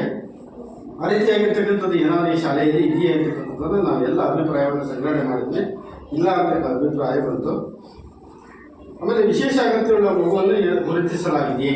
ವಿಶೇಷ ಅಗತ್ಯವುಳ್ಳ ಮಗು ಅಂತ ಹೇಳಿದ್ರೆ ಯಾವುದಾದ್ರೂ ಅದರ ದೇಹದಲ್ಲಿ ಅಂಗವೈಕಲ್ಯತೆ ಇರ್ತಕ್ಕಂಥ ಮಗು ಅಥವಾ ಕಣ್ಣು, ಕಿವಿ ಅಂತ ಯಾವುದೇ ಮಗು ಇಲ್ಲ. ಸುರಕ್ಷಿತವಾದ ಶಾಲಾ ಕಟ್ಟಡ ಇದೆಯೇ? ಈ ಯೋಜನೆಯ ಪ್ರಮುಖವಾಗಿರ್ತಕ್ಕಂಥ ಉದ್ದೇಶ ಅಂತ ಹೇಳಿದ್ರೆ ಮಗು ಗುಣಮಟ್ಟದ ಶಿಕ್ಷಣವನ್ನು ಕಲಿಯಬೇಕಾದ್ರೆ ಒಂದು ಉತ್ತಮವಾಗಿರ್ತಕ್ಕಂಥ ಶಾಲಾ ಕಟ್ಟಡವನ್ನು ಹೊಂದಿರಬೇಕು ಅಂತಕ್ಕಂಥದ್ದು. ಹಾಗಾಗಿ ನಾವೆಲ್ಲ ಕಟ್ಟಡಗಳನ್ನು ನೋಡಿದ್ವಿ. ಎಲ್ಲ ಹವಾಮಾನದಿಂದ ಅಂದರೆ ಚಳಿಗಾಲ, ಬೇಸಿಗೆ ಕಾಲ, ಮಳೆಗಾಲ ಈ ಹವಾಮಾನದಿಂದ ಸುರಕ್ಷಿತವಾದ ಶಾಲಾ ಕಟ್ಟಡ ಇದೆಯೇ? ನಾವು ಶಾಲಾ ಕಟ್ಟಡವನ್ನು ನೋಡಿದಾಗ ಇಲ್ಲಿ ಬಹಳ ಹಳೆಯ ಕಾಲದ ಕಟ್ಟಡ ಇರತಕ್ಕಂಥದ್ದು ಕಂಡು ಬಂತು. ಮೇಲ್ಚಾವಣಿ ಅಷ್ಟು ಗುಣಮಟ್ಟದ ಮೇಲ್ಚಾವಣಿ ಏನಿಲ್ಲ, ಗುಣಮಟ್ಟವನ್ನು ಕಳ್ಕೊಂಡಿದೆ. ಆಮೇಲೆ 4, 5 ಮತ್ತು 6ನೇ ತರಗತಿಯ ಏನು ಇದೆ ಅದರ ಮೇಲ್ಚಾವಣಿಗಳೆಲ್ಲ ದುರಸ್ತಿಗೆ ಬಂದಿದೆ. ಕೆಲವರು ಹಂಚುಗಳು ಹೊರಗೋಗಿದೆ. ಮಳೆಗಾಲದಲ್ಲಿ ಸೋರಿಕೆ ಕಂಡುಬರುತ್ತದೆ ಅಂತಕ್ಕಂಥ ಅಭಿಪ್ರಾಯವನ್ನು ಮಕ್ಕಳು ವ್ಯಕ್ತಪಡಿಸಿದರು. ಆಮೇಲೆ ಸಾಕಷ್ಟು ತರಗತಿ ಕೊಠಡಿಗಳಿವೆ. ತರಗತಿ ಕೊಠಡಿಗಳಿರಬೇಕು ಅಂತಕ್ಕಂಥದ್ದು ಒಂದು ನಿಯಮ. ಅದರ ಪ್ರಕಾರ ಇಲ್ಲಿ 4 ತರಗತಿ ಕೊಠಡಿ ಇದೆ, 1 ಅಡಿಗೆ ಕೊಠಡಿ ಇದೆ, 1 ದಾಸ್ತಾನು ಕೊಠಡಿ ಇದೆ, 1 ಕಚೇರಿ ಇದೆ. ಆಮೇಲೆ ಇದಕ್ಕೆ ಸಾಕಷ್ಟು ಶೌಚಾಲಯದ ವ್ಯವಸ್ಥೆ ಇದೆ. ಆ ಶೌಚಾಲಯದಲ್ಲಿ ನೀರಿನ ವ್ಯವಸ್ಥೆ ಇದೆಯೇ? ಆಮೇಲೆ ಆ ಶೌಚಾಲಯ ಬಳಕೆಗೆ ಯೋಗ್ಯವಾಗಿದೆಯೇ ಅಂತಕ್ಕಂಥದ್ದು. ಮಗು ಏನಾದರೂ ಶೌಚಾಲಯವನ್ನು ನೋಡಿದಾಗ ಆ ಶೌಚಾಲಯಕ್ಕೆ ಹೋಗಿ ನೋಡಿದ್ವಿ, ಅಷ್ಟೇನು ಸ್ವಚ್ಛವಾಗಿರ್ತಕ್ಕಂಥ ಶೌಚಾಲಯ ಇಲ್ಲ. ನೀರಿನ ವ್ಯವಸ್ಥೆ ಇದೆ, ನಾವು ನೋಡಿದಾಗ ಮಕ್ಕಳು ಬಳಸಲಿಕ್ಕೆ ಅಷ್ಟು ಯೋಗ್ಯವಾಗಿಲ್ಲ ಆ ಶೌಚಾಲಯ. ಮಕ್ಕಳು ಉತ್ತಮವಾಗಿರ್ತಕ್ಕಂಥ ಗುಣಮಟ್ಟದ ಕಲಿಕೆಯನ್ನು ಮಾಡಬೇಕಾದ್ರೆ ಒಂದು ಉತ್ತಮವಾಗಿರ್ತಕ್ಕಂಥ ಶೌಚಾಲಯವನ್ನು ಹೊಂದಬೇಕು ಅಂತಕ್ಕಂಥದ್ದು ಈ ಯೋಜನೆಯ ಪ್ರಮುಖ ಅಂಶ. ಆಮೇಲೆ ವಿಶೇಷ ಅಗತ್ಯವುಳ್ಳ ಮಕ್ಕಳು ಬಳಸುವಂಥ ಶೌಚಾಲಯ ಪ್ರತ್ಯೇಕವಾಗಿ ಇಲ್ಲಿ ಇರಬೇಕಾಗ್ತದೆ ಒಂದು ಶಾಲೆಯಲ್ಲಿ. ಆ ರೀತಿಯ ಮಗು ಇಲ್ಲ, ಆ ರೀತಿಯ ಶೌಚಾಲಯವೂ ಇಲ್ಲಿಲ್ಲ. ಆಮೇಲೆ ಶಾಲೆಯಲ್ಲಿ ಸಾಕಷ್ಟು ಪ್ರಮಾಣದಲ್ಲಿ ನೀರಿನ ಸೌಲಭ್ಯವಿದೆಯೇ? ಮಕ್ಕಳು ಇಲ್ಲಿ 23/8/2023ರಲ್ಲಿ ಆ ನೀರಿನ ಗುಣಮಟ್ಟವನ್ನು ಪರೀಕ್ಷೆ ಮಾಡಿರ್ತಕ್ಕಂಥ ಗಡಿಗಳನ್ನ ನಿರ್ವಹಣೆ ಆಗಿರ್ತಕ್ಕಂಥದ್ದು ಕಂಡುಬಂತು. ಶಾಲೆಗೆ ವಿದ್ಯುತ್ ಸಂಪರ್ಕವಿದೆಯೇ? ಮಕ್ಕಳ ಗುಣಮಟ್ಟದ ಕಲಿಕೆ ಆಗಬೇಕಾದ್ರೆ ತರಗತಿ ಕೊಠಡಿಗಳಲ್ಲಿ ಸ್ವಾಭಾವಿಕ ಬೆಳಕಿನ ಜೊತೆಗೆ ಕೃತಕವಾಗಿರ್ತಕ್ಕಂಥ ಬೆಳಕು ಇರಬೇಕು ಅಂತಕ್ಕಂಥದ್ದು. ಆ ಬೆಳಕಿನೊಂದಿಗೆ ಮಕ್ಕಳಿಗೆ ಗುಣಮಟ್ಟದ ಶಿಕ್ಷಣ ಇರುತ್ತದೆ. ಅದಲ್ಲದೆ ಹಿರಿಯ ಪ್ರಾಥಮಿಕ ಶಾಲೆಯಲ್ಲಿ ವಿಜ್ಞಾನದ ಪಾಠ ಪ್ರವಚನಗಳನ್ನು ಮಾಡಬೇಕಾದ್ರೆ ಪ್ರಯೋಗಾಲಯಕ್ಕೆ ವಿದ್ಯುತ್ತಿನ ಅವಶ್ಯಕತೆ ಇರ್ತದೆ. ಹಾಗಾಗಿ ಒಂದು ಶಾಲೆ ವಿದ್ಯುತ್ ಸಂಪರ್ಕ ಹೊಂದಿರತಕ್ಕಂಥದ್ದು ಕಂಡುಬಂದಿದೆ. ಶಾಲಾ ಆವರಣದಲ್ಲಿ ಆಟದ ಮೈದಾನವಿದೆಯೇ? ಮಕ್ಕಳ ಆಗಿದೆ, ಇನ್ನೂ ಸುಸಜ್ಜಿತವಾಗಿರ್ತಕ್ಕಂಥ ಉತ್ತಮವಾದ ಆಟದ ಮೈದಾನದ ಅವಶ್ಯಕತೆ ಇದೆ. ಶಾಲಾ ಆವರಣದ ಸುತ್ತಲೂ ಕಾಂಪೌಂಡ್ ಗೋಡೆಯಲ್ಲಿದೆ. ಒಂದು ಶಾಲೆ ಅಂತ ಉತ್ತಮವಾಗಿ ಗ್ರಂಥಾಲಯವನ್ನು ಹೊಂದಿದೆಯೇ? ಒಂದು ಉತ್ತಮವಾಗಿರ್ತಕ್ಕಂಥ ಶಾಲೆ ಅಂತ ಹೇಳಿದ್ರೆ ಒಂದು ಉತ್ತಮವಾಗಿರ್ತಕ್ಕಂಥ ಗ್ರಂಥಾಲಯವನ್ನು ಹೊಂದಿರಬೇಕು ಅಂತಕ್ಕಂಥದ್ದು ಈ ಯೋಜನೆಯ ಉದ್ದೇಶ. ಯಾಕೆ ಅಂತಂದರೆ ಮಕ್ಕಳ ಪಠ್ಯದಲ್ಲಿ ಕೇವಲ 20ರಿಂದ 30 ಭಾಗದಷ್ಟು ವಿಷಯಗಳು ಮಾತ್ರ ಪಠ್ಯದಲ್ಲಿ ವಿಷಯಗಳು ಸಿಗ್ತದೆ, ಮಗುವಿಗೆ ಕಲಿಕಾ ಜ್ಞಾನಕ್ಕೆ ಸಿಗ್ತದೆ. ಇನ್ನು ಉಳಿದಿರ್ತಕ್ಕಂಥದ್ದೆಲ್ಲ ಮಗು ಹೊರಗಡೆಯಿಂದ ಕಲಿಬೇಕಾಗ್ತದೆ. ಹಾಗಾಗಿ ಶಾಲೆ ಒಂದು ಉತ್ತಮವಾಗಿರ್ತಕ್ಕಂಥ ಗ್ರಂಥಾಲಯವನ್ನು ಹೊಂದಿರಬೇಕು. ಆ ಗ್ರಂಥಾಲಯದಲ್ಲಿ ಎಲ್ಲ ವಿಷಯದ ಪುಸ್ತಕಗಳು ಇರಬೇಕು ಅಂತಕ್ಕಂಥದ್ದು. ಯಾವುದೇ ಭಾಷೆಗಳಿಗೆ ಸಂಬಂಧಪಟ್ಟಂತೆ, ಭಾಷೆಯ ವ್ಯಾಕರಣ ಮತ್ತು ಇಂಗ್ಲಿಷ್ ಗ್ರಾಮರ್ಗೆ ಸಂಬಂಧಪಟ್ಟಂತೆ, ಆಮೇಲೆ ಗಣಿತಕ್ಕೆ ಸಂಬಂಧಪಟ್ಟಿರ್ತಕ್ಕಂಥ, ವಿಜ್ಞಾನಕ್ಕೆ ಸಂಬಂಧಪಟ್ಟಿರ್ತಕ್ಕಂಥ, ಪರಿಸರಕ್ಕೆ ಸಂಬಂಧಪಟ್ಟಿರ್ತಕ್ಕಂಥ ಸಾಮಾನ್ಯ ಜ್ಞಾನ ಮತ್ತು ಪ್ರಚಲಿತ ವಿದ್ಯಮಾನಗಳು, ಇವತ್ತಿನ ಕರೆಂಟ್ ಇವೆಂಟ್ಸ್ ಅಂತಕ್ಕಂಥದ್ದು ಏನು ಹೇಳ್ತೀವಿ ಅದಕ್ಕೆ ತುಂಬ ಸಂಬಂಧಪಟ್ಟಿರ್ತಕ್ಕಂಥ ಪುಸ್ತಕಗಳನ್ನು ಶಾಲೆ ಹೊಂದಿರಬೇಕು. ಮಗುವಿಗೆ ಆ ವಿಷಯದ ಜ್ಞಾನವು ತಲುಪಬೇಕು ಅಂತಕ್ಕಂಥದ್ದು. ಹಾಗಾಗಿ ಒಂದು ಗ್ರಂಥಾಲಯವನ್ನು ಹೊಂದಿರಬೇಕು ಅಂತಕ್ಕಂಥದ್ದು. ಇಲ್ಲ ನೋಡಿದಾಗ 2924 ಪುಸ್ತಕಗಳು ಇರ್ತಕ್ಕಂಥದ್ದು ಇಲ್ಲಿ ದಾಖಲೆ ನಿರ್ವಹಣೆ ಆಗಿದೆ ಮತ್ತು ಅಲ್ಲಿ ಪುಸ್ತಕಗಳನ್ನು ನಾವು ನೋಡಿದ್ವಿ. ನಾವು ಮಕ್ಕಳಿಗೆ ಕೊಡ್ತೇವೆ, ಮಕ್ಕಳು ಇದರ ಕಲಿಕೆಯನ್ನು ಮಾಡ್ತಾರೆ ಅಂತಕ್ಕಂಥ ಅಭಿಪ್ರಾಯ ವ್ಯಕ್ತವಾಯಿತು. ಎಲ್ಲ ತರಗತಿಗಳಲ್ಲಿ ಬೋಧನಾಕಲಿಕ ಸಾಮಗ್ರಿಗಳು ಲಭ್ಯವಿದೆಯೇ? ಶಿಕ್ಷಕರು ಪಾಠ ಪ್ರವಚನಗಳನ್ನು ಮಾಡಬೇಕಾದ್ರೆ ಬೋಧನಾಕಲಿಕ ಸಾಮಗ್ರಿಗಳನ್ನು ಬಳಸಿಕೊಂಡು ಪಾಠ ಪ್ರವಚನಗಳನ್ನು ಮಾಡಬೇಕು ಅಂತಕ್ಕಂಥ ನಿಯಮವಿದೆ. ಆಗ ಮಕ್ಕಳ ಕಲಿಕೆ ಆಗ್ತದೆ ಅಂತಕ್ಕಂಥದ್ದು. ಅದನ್ನು ಬಳಸ್ಕೊಂಡು ಮಾಡ್ತೀವಿ ಅಂತಕ್ಕಂಥ ಅಭಿಪ್ರಾಯ ಶಿಕ್ಷಕರಿಂದ ಬಂತು. ಆಮೇಲೆ ಡಿಜಿಟಲ್ ಮೂಲಸೌಕರ್ಯಗಳು ಲಭ್ಯವಿದೆಯೇ? ಡಿಜಿಟಲ್ ಮೂಲಸೌಕರ್ಯಗಳ ಮೂಲಕ ಮಕ್ಕಳಿಗೆ ಕಲಿಕೆಯನ್ನು ಮಾಡ್ತಕ್ಕಂಥದ್ದು ಇದು ಅತ್ಯಂತ ಪರಿಣಾಮಕಾರಿಯಾಗಿರ್ತಕ್ಕಂಥ ಕಲಿಕೆ. ಕಂಪ್ಯೂಟರ್ ಇರ್ಬೋದು, ಲ್ಯಾಪ್ಟಾಪ್ಗಳಿರ್ಬೋದು, ಪ್ರೊಜೆಕ್ಟರ್ಗಳಿರ್ಬೋದು, ಸ್ಮಾರ್ಟ್ ಬೋರ್ಡ್ಗಳಿರ್ಬೋದು, ಸ್ಮಾರ್ಟ್ ಟಿವಿಗಳಿರ್ಬೋದು, ಇವುಗಳ ಮೂಲಕ ಮಕ್ಕಳಿಗೆ ಕಲಿಕೆಯನ್ನು ಮಾಡ್ತಕ್ಕಂಥದ್ದು ಅತ್ಯಂತ ಪರಿಣಾಮಕಾರಿಯಾಗಿರ್ತಕ್ಕಂಥ ಕಲಿಕೆ ಆಗ್ತದೆ. ಸ್ಮಾರ್ಟ್ ಟಿವಿಗಳ ಮೂಲಕ, ಸ್ಮಾರ್ಟ್ ಬೋರ್ಡ್ಗಳ ಮೂಲಕ ನಾವು ಇಲ್ಲಿ ನೋಡಿದಾಗ 2 ಕಂಪ್ಯೂಟರ್ ಇರ್ತಕ್ಕಂಥದ್ದು ಕಂಡು ಬಂತು. 2 ಕಂಪ್ಯೂಟರ್ ಕೆಲಸವನ್ನು ನಿರ್ವಹಣೆ ಮಾಡ್ತಾ ಇಲ್ಲ, ಮಕ್ಕಳ ಕಲಿಕೆಗೆ ಸಹಕಾರಿಯಾಗಿಲ್ಲ. ಆಮೇಲೆ ಬ್ಯಾಗ್ ರಹಿತ ದಿನವನ್ನು ಜಾರಿ ಮಾಡಲಾಗ್ತದೆ. ಮಗು ಎಲ್ಲ ದಿನವೂ ಬ್ಯಾಗ್ ತರಬಾರದು. ಕೆಲವೊಂದು ದಿನಗಳು ಬ್ಯಾಗ್ ರಹಿತವಾಗಿ ಬಂದು ಅದು ಸಂಭ್ರಮಿಸಬೇಕು ಅಂತಕ್ಕಂಥದ್ದು ಯೋಜನೆಯ ಉದ್ದೇಶ. ಶನಿವಾರದಂದು ಬ್ಯಾಗ್ ರಹಿತ ದಿನವನ್ನು ಆಚರಣೆ ಮಾಡ್ತೀವಿ ಅಂತಕ್ಕಂಥದ್ದನ್ನು ಹೇಳಿದರು. ಯುವ ಮತ್ತು ಪರಿಸರ ಕ್ಲಬ್ ಇದೆಯೇ? ಇದರ ಮೂಲಕ ಮಕ್ಕಳಿಗೆ ಅನೇಕ ಗ್ರಂಥಾಲಯಗಳು ಲಭ್ಯವಿದೆಯೇ ಮತ್ತು ಬಳಸಲಾಗ್ತಿದೆಯೇ? ಹಿರಿಯ ಪ್ರಾಥಮಿಕ ಶಾಲೆಯಲ್ಲಿ 6 ಮತ್ತು 7ನೇ ತರಗತಿಯಲ್ಲಿ ವಿಜ್ಞಾನ ಪಾಠ ಪ್ರವಚನಗಳನ್ನು ನಿರ್ವಹಣೆ ಮಾಡಬೇಕಾದ್ರೆ ಪ್ರಯೋಗಾಲಯವನ್ನು ಬಳಸಿಕೊಂಡು ಪಾಠ ಪ್ರವಚನಗಳನ್ನು ನಿರ್ವಹಣೆ ಮಾಡಬೇಕು ಅಂತಕ್ಕಂಥದ್ದು. ಪಠ್ಯದಲ್ಲಿ ಬರ್ತಕ್ಕಂಥ ಯಾವುದೇ ಪ್ರಯೋಗಕ್ಕೆ ಬೇಕಾಗಿರ್ತಕ್ಕಂಥ ವಸ್ತುಗಳು ಅಲ್ಲಿ ಇಲ್ಲ. ವಿಜ್ಞಾನ ಮತ್ತು ಗಣಿತ ಕಿಟ್ಗಳು ಲಭ್ಯವಿದೆಯೇ? ಕಿಟ್ಗಳ ಮೂಲಕ ಶಿಕ್ಷಕರು ಮಕ್ಕಳಿಗೆ ಪಾಠ ಪ್ರವಚನಗಳನ್ನು ಮಾಡಬೇಕು, ಆಗ ಪರಿಣಾಮಕಾರಿಯಾಗಿರ್ತಕ್ಕಂಥ ಕಲಿಕೆ ಆಗ್ತದೆ ಅಂತಕ್ಕಂಥದ್ದು ಯೋಜನೆಯ ಉದ್ದೇಶ. ಇಲ್ಲಿ ವಿಜ್ಞಾನ ಕಿಟ್ ಇಲ್ಲ, ಗಣಿತ ಕಿಟ್ ಇದೆ ಅಂತಕ್ಕಂಥ ಅಭಿಪ್ರಾಯ ಬಂತು. ಆಮೇಲೆ ಸ್ವಯಂ ರಕ್ಷಣೆ ತರಬೇತಿಯನ್ನು ಹೆಣ್ಣು ಮಕ್ಕಳಿಗೆ ನೀಡಲಾಗ್ತಿದೆಯೇ? ಮಗು ಸ್ವಯಂ ರಕ್ಷಣೆಯನ್ನು ಮಾಡಬೇಕು, ವಿಶೇಷವಾಗಿ ಹೆಣ್ಣು ಮಕ್ಕಳು. ಅದಕ್ಕಾಗಿ ಕರಾಟೆ ಅಂತ ಕೆಲವೊಂದು ಅಭ್ಯಾಸವನ್ನು ಮಾಡ್ತಕ್ಕಂಥ ಕಲಿಕೆಯನ್ನು ಮಾಡ್ತಕ್ಕಂಥದ್ದು ಇದೆ.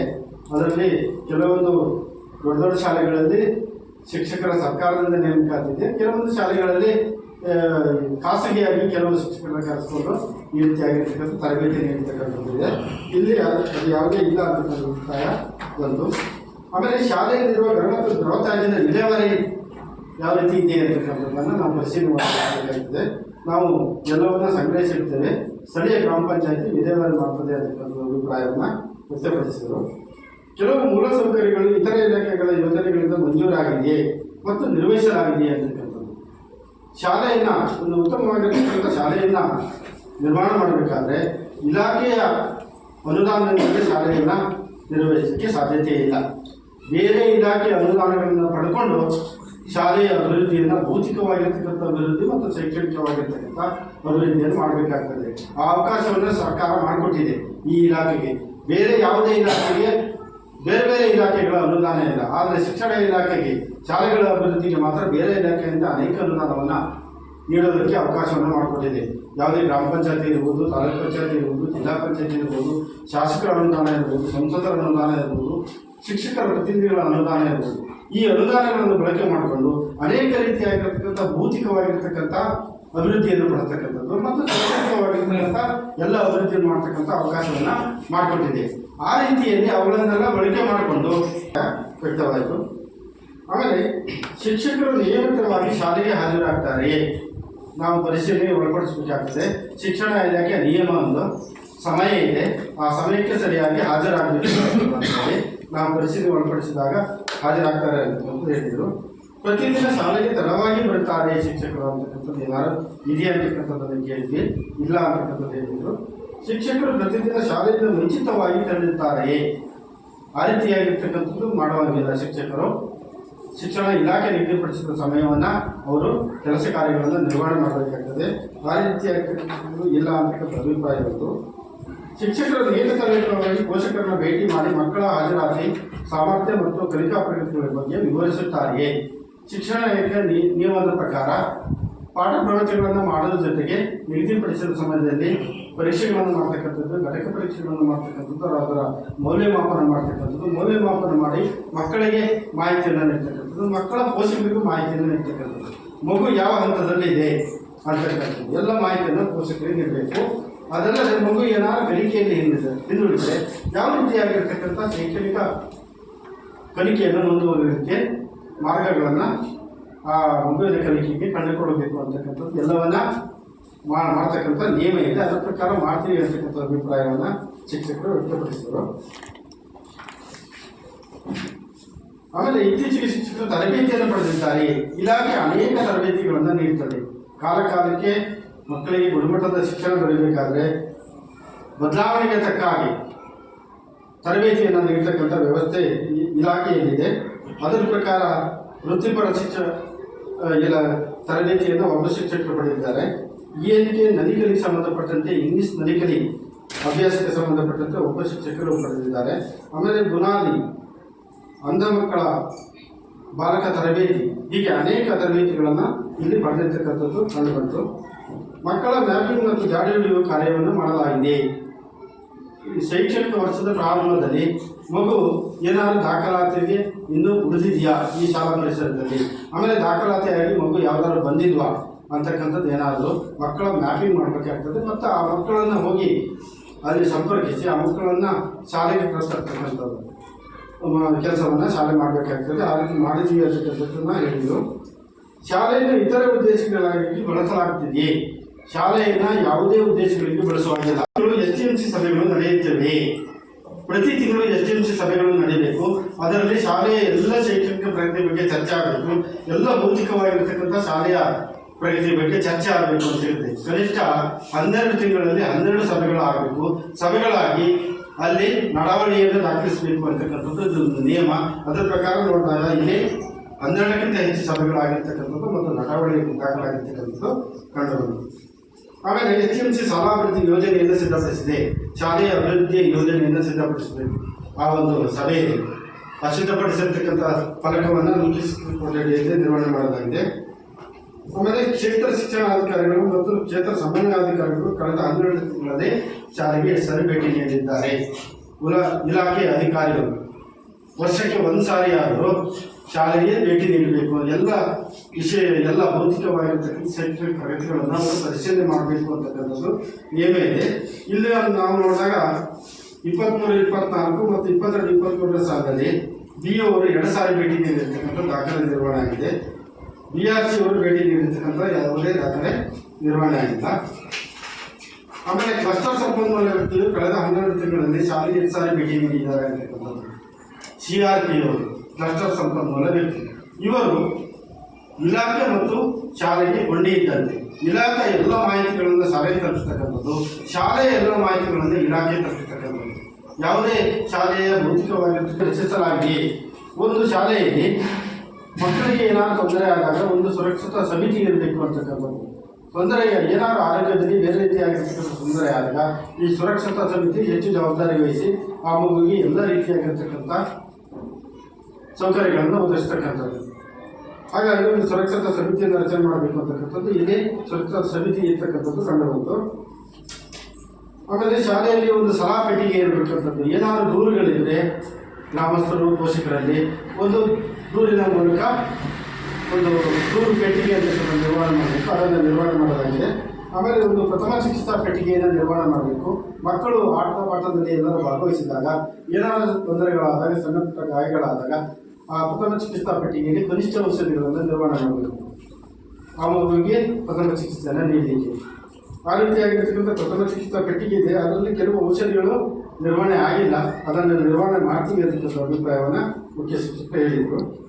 ವಿದ್ಯುತ್ ತಂತಿಗಳನ್ನು ಮತ್ತು ಕೇಬಲ್ಗಳನ್ನು ಸರಿಯಾದ ಅರ್ಥಿನೊಂದಿಗೆ ಇನ್ಸುಲೇಟ್ ಮಾಡಲಾಗಿದೆಯೇ ಮತ್ತು ಮಕ್ಕಳು ತಲುಪುವ ಅಂತರದಲ್ಲಿ ಇರ್ತದೆಯೇ?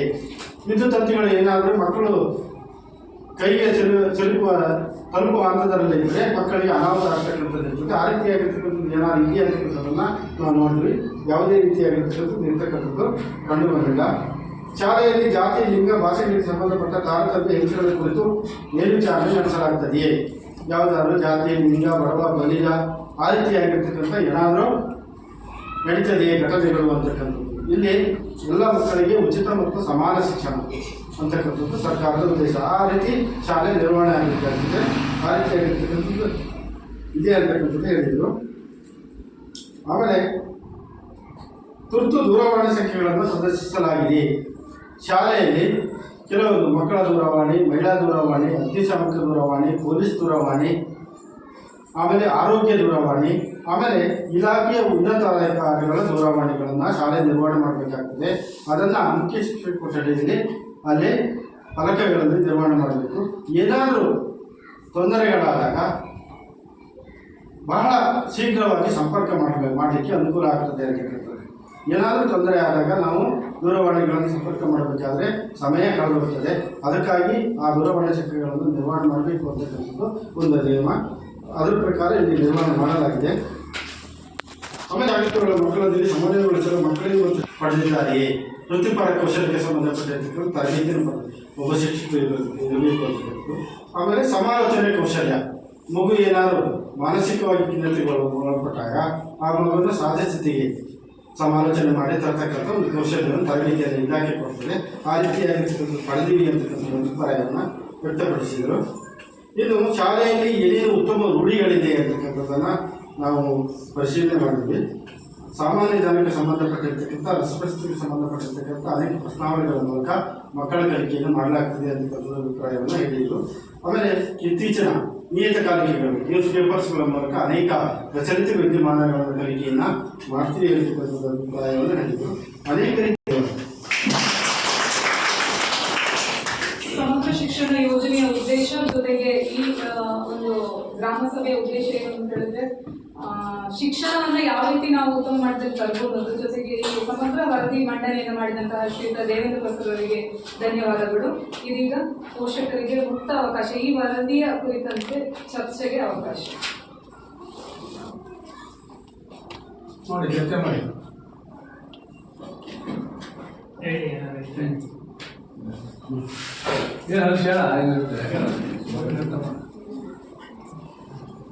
ಏನಾಗಬೇಕು, ಮುಂದೆ ಏನಾಗಬೇಕು, ಹಿಂದೆ ಆಗಿತ್ತು, ಮುಂದೆ ಆಗುತ್ತೆ.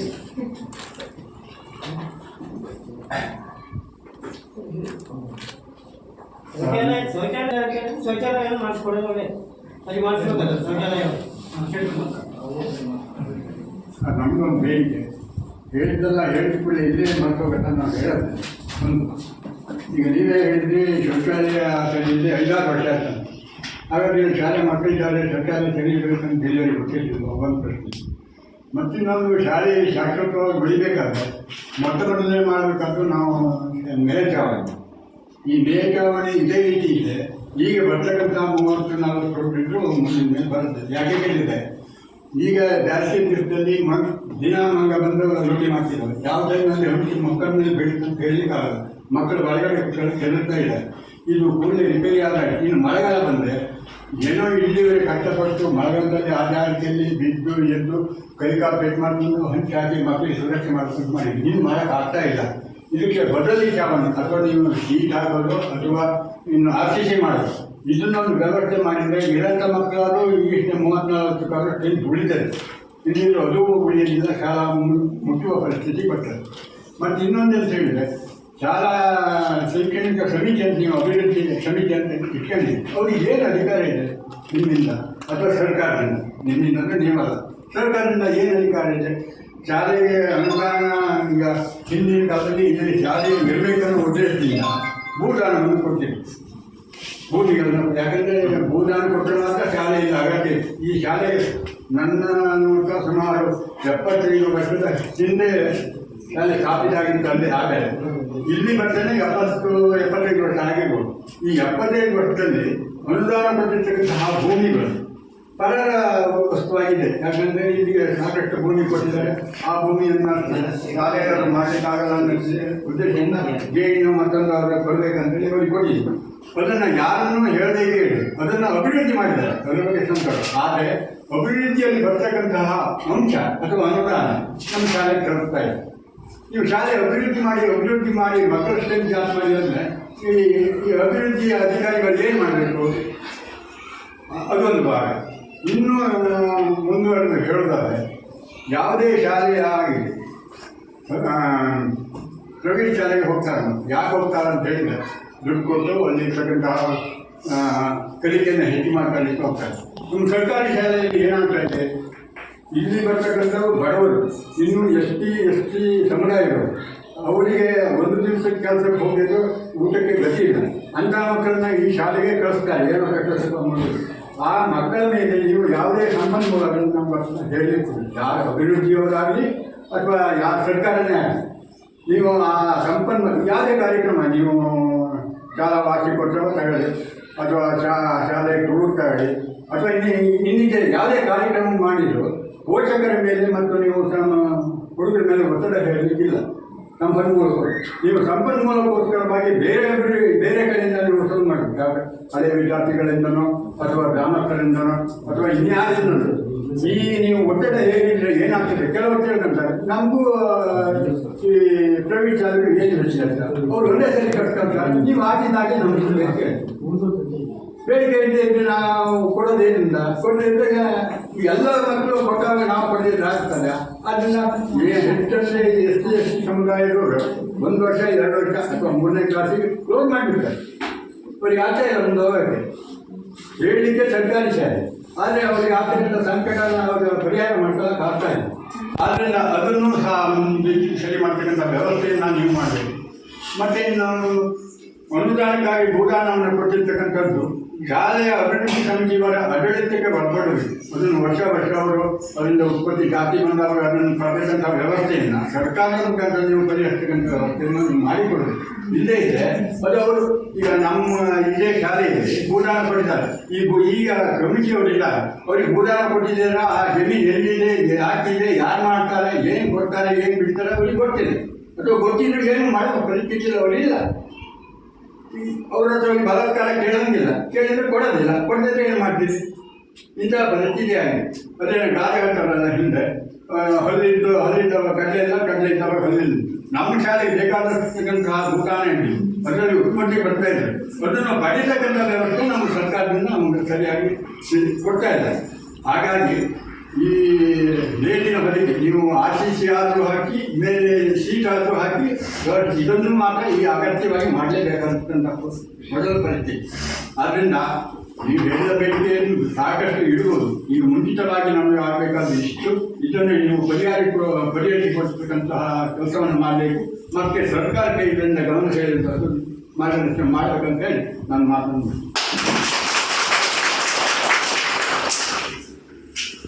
ಅಧಿಕಾರಿಗಳು ನಾವು ಹೇಳ್ತೀವಿ. ಯಾಕಂದ್ರೆ ನಮ್ದೀಗ ಸೋಷಿಯಲ್ ರೈಟ್ ಮತ್ತು ಶಿಕ್ಷಣ ಇಲಾಖೆ ಕೊಟ್ಟಿರೋ ಕ್ವಶನ್ಸ್ ಏನೇನಿದೆ ಏನೇನಿಲ್ಲ ಅಂತ ನೋಡ್ಕೊಂಡು ಬಂದಿರ್ತೀವಿ. ಸೊ ನಾವು ಅದನ್ನು ಕೊಡ್ತೇವೆ. ಕೊಠಡಿ ಯಾವ ಸ್ಥಿತಿಯಲ್ಲಿ ಈಗ ನೀವು ಹೇಳಿರೋದು ನಾವು ಅದನ್ನು ರೆಕಾರ್ಡ್ ಮಾಡ್ತಿದ್ದೀವಿ, ಕೊಡ್ತೇವೆ. ಏನೇನಿಲ್ಲ ಅನ್ನೋದನ್ನು ಪೂರ್ತಿ ತೆಗೆದುಕೊಂಡಿದ್ದೀವಿ, ಏನಿದೆ ಏನಿಲ್ಲ ಅಂತ. ಅದನ್ನ ಏನು ಅಂಶ ನೀವು ಹೇಳ್ತೀರಿ ಅದನ್ನು ನಾವು ನೆರವಳಿ ಮಾಡ್ತೇವೆ. ಸಭೆ ನೆರವಳಿ ವಿಡಿಯೋ ಕೂಡ ಮಾಡ್ತೇವೆ. ಆ ವರದಿನೂ ಅದೇ ಥರನೇ ಕೊಡ್ತೀವಿ.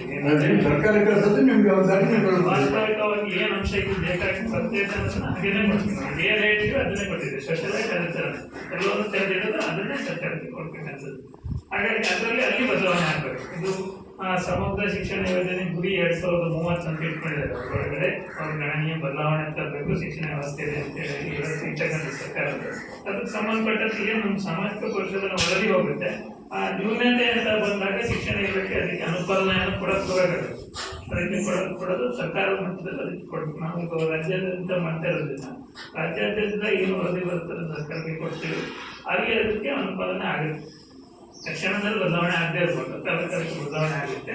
ಹಾಗೆ ಇಲ್ಲಿ ಏನು ಸ್ಥಳೀಯ ಏನು ಇದೆ ಬಿಲ್ಡಿಂಗ್ ವ್ಯವಸ್ಥೆ ಅದೆಲ್ಲ ಕೂಡ ಇಲ್ಲಿ ಕೆಲವೊಂದು ಶಾಸಕರಿಂದ ಅಲ್ಲಿಗೆ ನಿಮ್ಮ ಅಪ್ಲಿಕೇಶನ್ ಕೊಡೋದ್ರ ಮುಖಾಂತರ ಕೂಡ ಬಗೆಹರಿಸ್ಕೋಬೋದು. ಅಲ್ಲಿನ ಅನುದಾನ ಬರುತ್ತೆ. ಅದಕ್ಕೆ ಸಂಬಂಧಪಟ್ಟಂತೆ ನಾನು ಏನಿದೆ ನೀವೇನು ಹೇಳಿದ್ಯೋ ಅದಷ್ಟು ಆನ್ಸರ್ ಇದೆ ಅನ್ಸುತ್ತೆ. ಮತ್ತೆ ಅದರಲ್ಲೆಲ್ಲ ಈ ಶೌಚಾಲಯದ್ದು ಎಲ್ಲದೂ ಕೂಡ ಶೌಚಾಲಯ ಪಡೆಯಲಿಕ್ಕೆ ತೊಂದರೆ ಇಲ್ಲ. ನೈರ್ಮಲೀಕರಣದಲ್ಲಿ ಆದ್ಯತೆ ಇದೆ. ಅವರಿಗೆ ಫಂಡ್ ಖಾಲಿ ಮಾಡೋಕ್ಕೆ ಸಮಸ್ಯೆ ಇದೆ. ನೈರ್ಮಲ್ಯಕ್ಕೆ ಆಲ್ರೆಡಿ ಕೆಲವೊಂದು ಶಾಲೆಗಳಲ್ಲಿ 2-3 ಶೌಚಾಲಯವನ್ನು ಕಟ್ಟಿದ್ದಾರೆ.